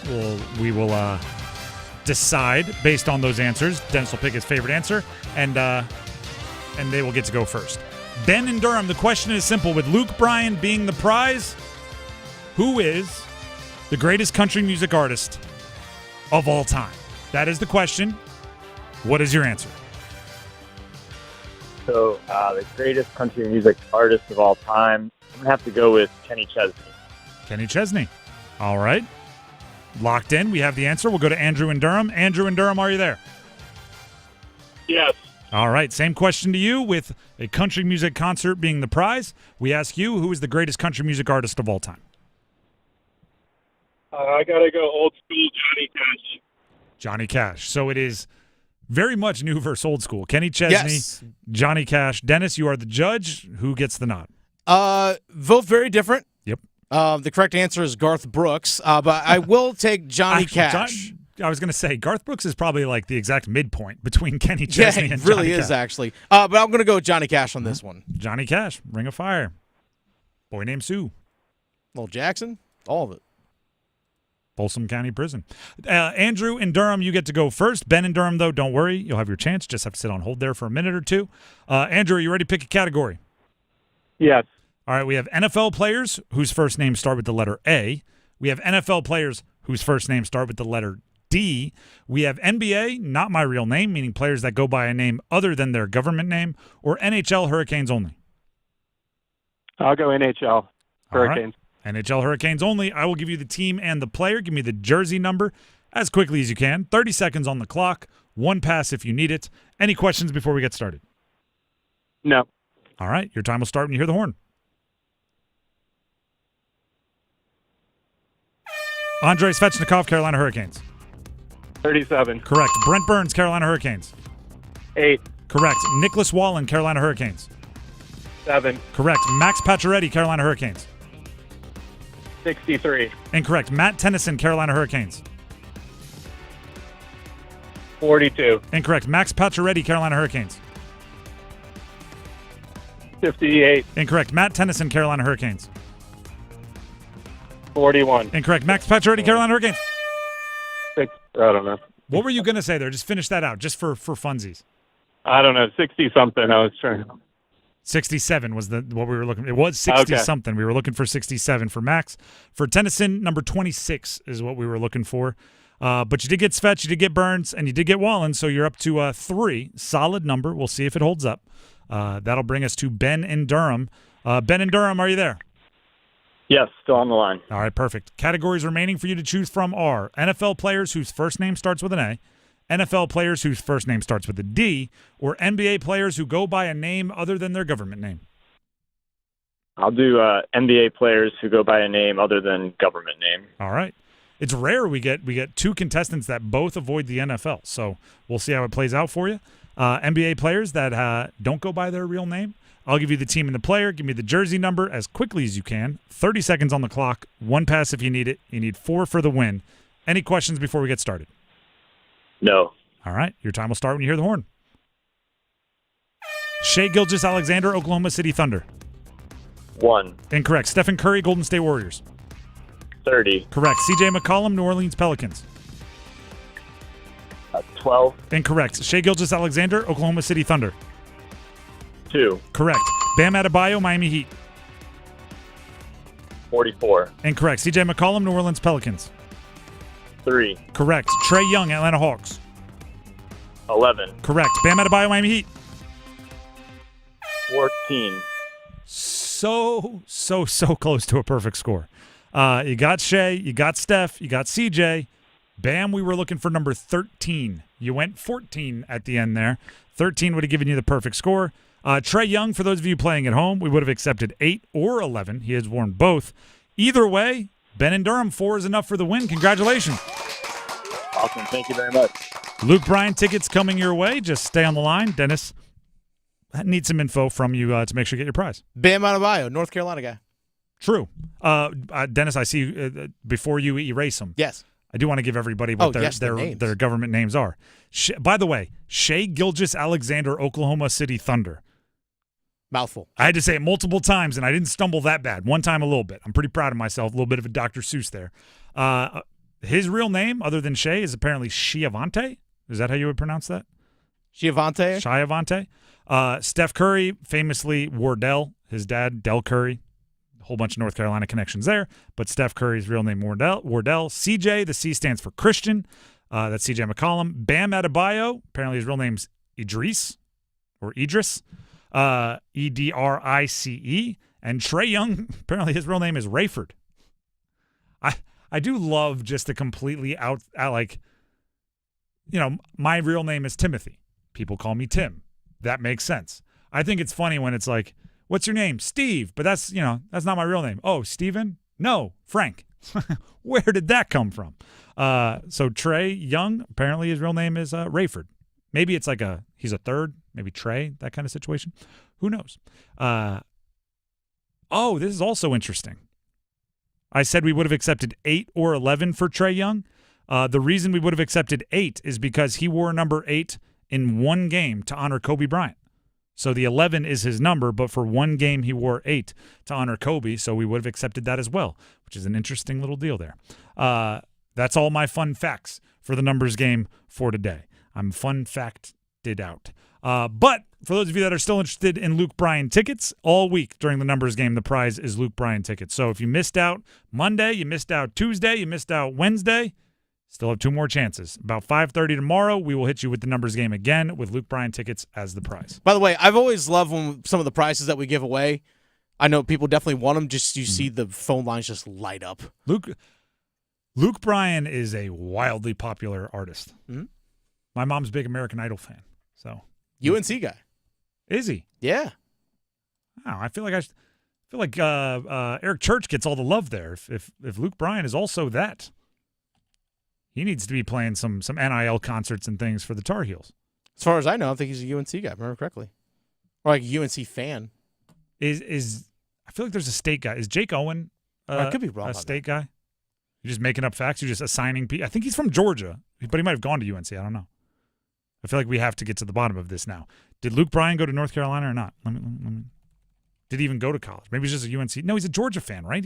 Or is he a Georgia fan? Who am I thinking of? Eric Church. Oh, well, that's what I said. Eric Church, yeah. I said I feel like Eric Church gets all the love for being. He went to Georgia Southern. That's right. I didn't know that. They all sound the same.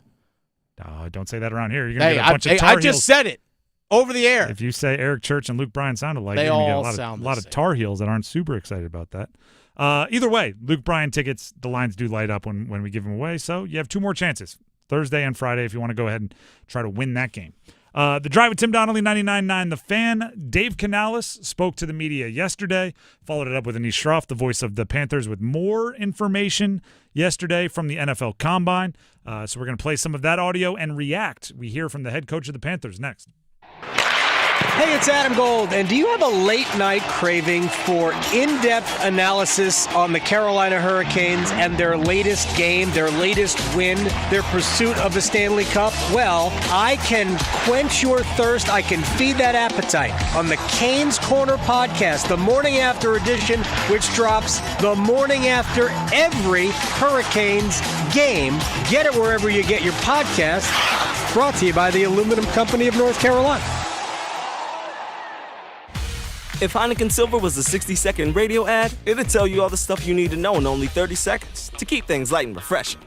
Seriously, time me. Heineken Silver, a world-class light beer that's surprisingly crisp and refreshing. Made with only premium quality ingredients and just 2.9 grams of carbs and 95 calories. All without compromising on taste. Heineken Silver. Order now at Heineken.com/silver. Must be 21 and older to purchase. Enjoy Heineken responsibly. Whew. 30 seconds. That's it. Done. Peace. Dear McDonald's, your breakfast menu? Fire. 10s across the board. I could be happy with anything, even though I order the same thing every time. Thanks for not judging me. I'll try something new next time. Maybe. Get your faves for less. Buy a sausage McMuffin with egg for $2.50 at any size Sprite for $1.49. Price and participation may vary. Cannot be combined with any other offer or combo meal. Ba-da-ba-ba-ba. It's a classic odor tale. You fried fish for dinner, cleaned up, but the smell is still in the house. And the neighbors are coming over for game night. They're on their way. And then you spray Febreze Air Mist. Febreze Air starts working instantly to fight even your toughest odors, so you go from fish to fresh like that. Now all you have to worry about is Pam cheating at charades.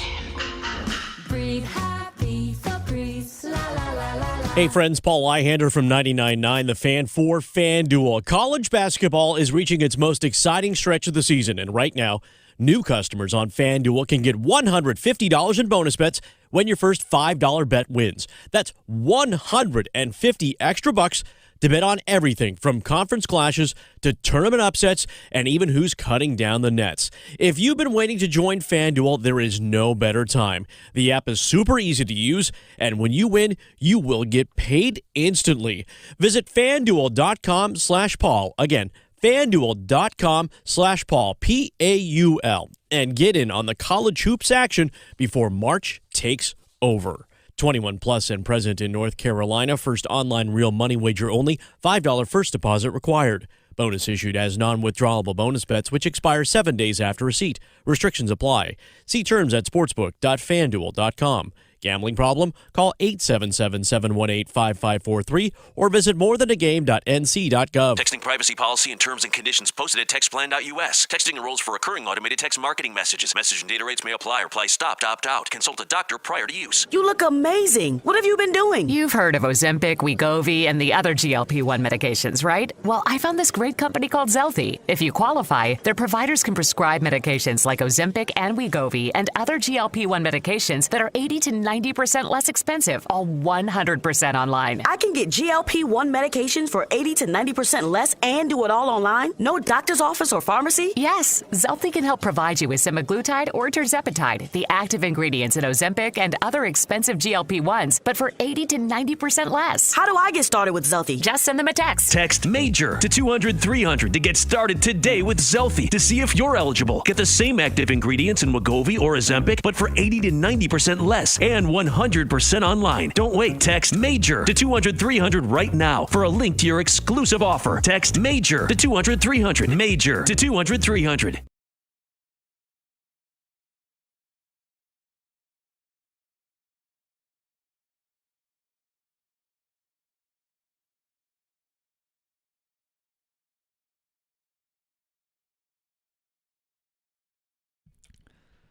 The Drive with Tim Donnelly, 99.9 The Fan.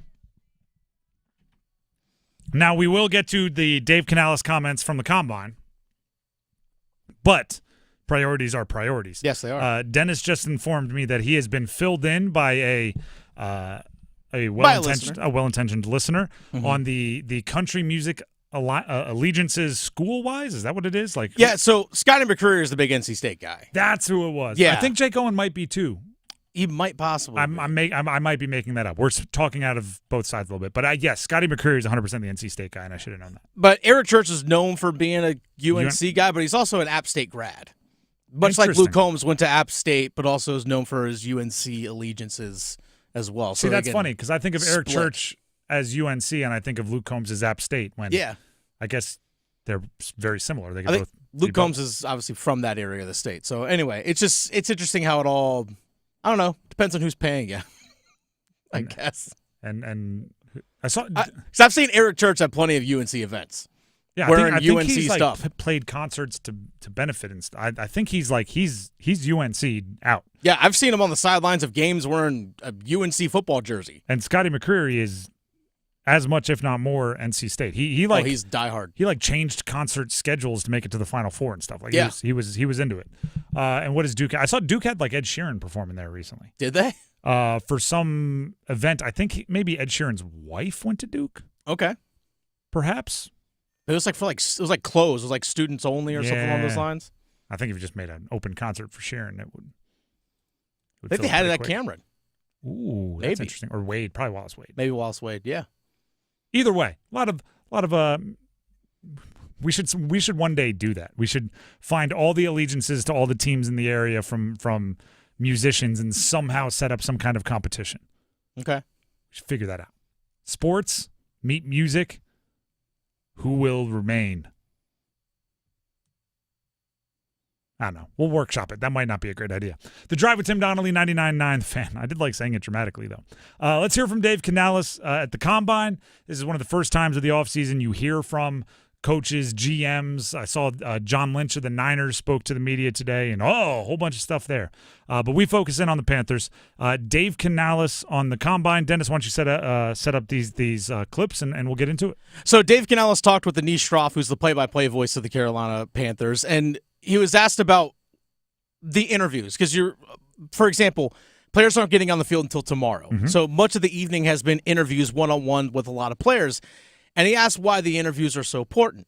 And one of the things that Dave Canales wants to try and do is actually figure out who these people are as a person, because oftentimes people are very buttoned up. They're very much prepared and coached. So he tries to break through that wall. So Dave Canales talked about why the interviews are so important, about finding out who these people are and their journey as football players. If a person can have a really detailed story going backwards, I believe this is a person who can have a really detailed vision going forwards, and they will maximize their potential. They will find their best. They will become as good as they're supposed to become because they have a grasp of their story. They have like kind of an epic sense about them, where the guys who kind of like, I don't know, I've just been talented and like, here we are. It's like, I don't know if this guy's going to, he may be a good player. I don't think he's going to be a great player because he doesn't know where he's going. Interesting. That's a really interesting way of thinking about it. So yeah, he described it as if you can look back as a player being like, yeah, I remember when I was a sophomore, I got thrust into the starting lineup because a senior went down and I had to block an all-state defensive end and I held my own. Yeah. I knew at that moment I could be good. So he's saying if he can recall back to that moment, that he can have the vision also moving forward, as opposed to like, yeah, I just, started playing when I was in sixth grade and I was just really good at it, so I just kept doing it. I'm fast. Yeah, exactly. I'm fast. I make fast people look not fast. I'm not the only one with this kind of infatuation. One of the questions I would love to ask evaluators, right? GMs, director of scouting, head coaches, if I could truth serum them, because they would never give this up, is I think they get 20 minutes with each. It might be 15. I think it's 15. 15 minutes with each prospect when you sign up for these little speed dating. Like they come in, you get 15 minutes. Meetings at the Combine. I would love to ask them honestly, like where they can't, under oath, if you could only ask one question, what would that be? Because I'm infatuated with the ridiculous, right? And maybe we'll get Mike Glennon on the show, who's a friend of the show, when he went to the Combine, and I've had this conversation with him, like, what's the craziest question anyone asked you? And I could let him tell the story. I think someone asked him, like, look around this room. How many basketballs do you think could fit in this room that we're in right now? And I don't think they were looking for like somebody with excellent spatial awareness and like a great knowledge of how to calculate volume. I think they just want to see you uncomfortable. Like, how do you react when you're presented with something that you couldn't possibly be prepared for? And somehow they're trying to relate that to what if a defense throws something that you're completely unprepared for in a game and you have to react and adjust and figure it out. I don't know. That's an interesting one. Like, tell me your story, because in his opinion, if you can point to the things that you've done successfully to get here, you will know the things you need to do to be successful moving forward, is a fascinating answer. I've seen like quarterbacks get told, what's your favorite play? And you draw it up, and you draw up the play, and then they hit him immediately with, what do you do against cover 2? What do you do against cover 6? What do you do if they bring the house? Where's your answer for this? What do you do if they show this pre-snap? And it's a way to get like 37 different questions about scheme without making them erase it and write up a different play each time. You're talking about one play, but you're getting a bunch of different stuff. Like, what do you ask a linebacker? What do you ask a corner? I'm fascinated by that at the Combine, because every evaluator tells you, like, we don't have to be here to get a 40 time, right? Dave Canales and Dan Morgan don't have to be in Indianapolis to have somebody fax them over what the short shuttle times were for the players that are interested in. But they have to be there to look them in the eye, right? They have to be there to shake their hand and ask them, give us your story, if that's what his one question is. I'm interested in that. But just to run through a bunch, people have said they've asked me my Chipotle order. People have said they asked me about like my favorite teacher in elementary school. People have said they asked me, do I think they can win at one-on-one basketball against the head coach? There was one year, was it Joe Judge for the Giants? It might have been, where they played rock, paper, scissors because they just wanted to see how they competed. They wanted to see how much they cared about winning. I don't know if it could all just be Jedi mind tricks, but I am fascinated by that. And that's a really interesting answer by Dave Canales. I'm going to think about that for a while. Do you have more audio from Canales? Go ahead and set it up. We do. So we also are hearing, obviously, about who the most talented guys are, mock drafts, and all those kinds of things. But on top of figuring out who these people are, Dave Canales also has to figure out, all right, is this person actually fit what we do? They might be really talented, but they just might not be the correct fit. Here's what Dave Canales had to say. It is important because there are certain things. We have a vision for what a high-level nose tackle looks like in our defensive scheme. We have a vision for what we're going to ask this tight end to do. And because of that vision, that's where the clearer we can see this person making that transition, then the more confidence we have in that pick. Where, hey, this guy's really talented. He's a phenomenal player. I don't know where he fits. That's risky. I think it's really important. I struggle with this so much because they do have to fit, but also I'm so tempted to just go best player available. Like I always thought it was interesting. Maybe the best example that I can use is Pete Carroll and the Seahawks. They needed corners that were lanky. They wanted to be tall. They wanted them to have long arms, and it worked for them. Their defenses were great. Legion of Boom was built off of that. Brandon Browner, Richard Sherman, so many of those guys were all about that body type. But part of me also went like, so if the best corner available is 5'11" rather than 6'1", you're just out? I don't know if I could always do that. Part of me would go like, you get the best player and figure it out. But I also understand that, like, if you're a defensive coordinator, you have a system. You might need a guy with long arms. Like, yeah. I get it. I think I'm in the middle there. I think it's skill set because you might run a ton of zone defense, or vice versa. You're like, hey, we're a man-to-man coverage team. Do you want to draft a guy that excels in zone and can't really cover man-to-man? It's so again, there's those kinds of questions. It's give and take. I also think a coach should be versatile enough to look at what his roster does well and call the team that way. But this is Evero's defensive scheme we're talking about, which is a complaint you hear about Evero. I also like as Dan Morgan, the GM. You draft these guys. You're hopefully not drafting them for 1 year. You're hopefully drafting them for first-round picks, 5 on their rookie contract, and everyone else 4, and you're hoping that they get second contracts and around for a long time. Do you think Evero will be your defensive coordinator for the next 5 years? Nope. If things go well, he probably takes a head coaching job. If things go poorly, you might move on as soon as after this year. And I think his contract is up after this season too. And you drafted a guy because he fit best in Evero's defense. Now you have a guy that fits for a defense that you're not even playing anymore, and you passed on a better player because they didn't fit. It's all like you got to weigh the sliding scales in a bunch of different directions, and it's part of the reason why the draft is so fascinating. It's part of the reason why Dan Morgan gets paid the big bucks. Yep.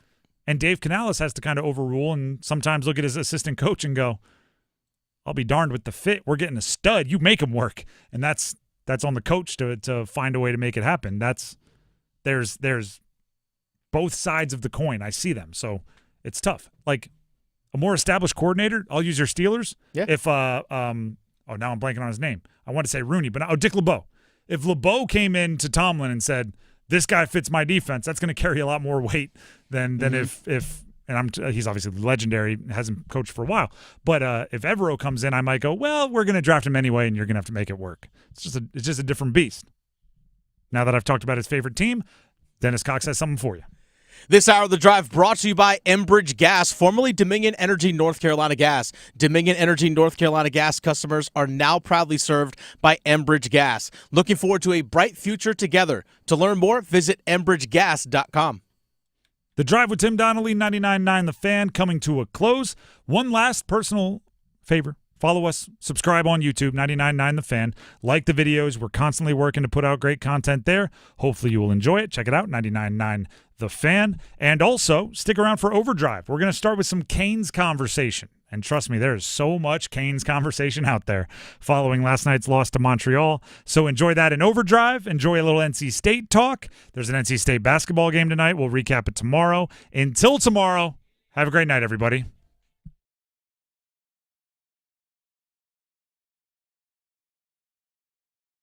Listen for the "Did he just do that?" Johnson trying to step back for a three. Bring it up. Left side. Boy, that was cold-blooded. The deep looks from downtown. Damask from the right block. Gives to Hawkins. Straight on. Triple. Good. They left him open, and he makes him pay. The "Get that out of here's." Bonner to the basket. Rejected by Renew, who saw that one coming. Your exclusive home for the Final Four. 99.9 The Fan, the Triangle Sports leader.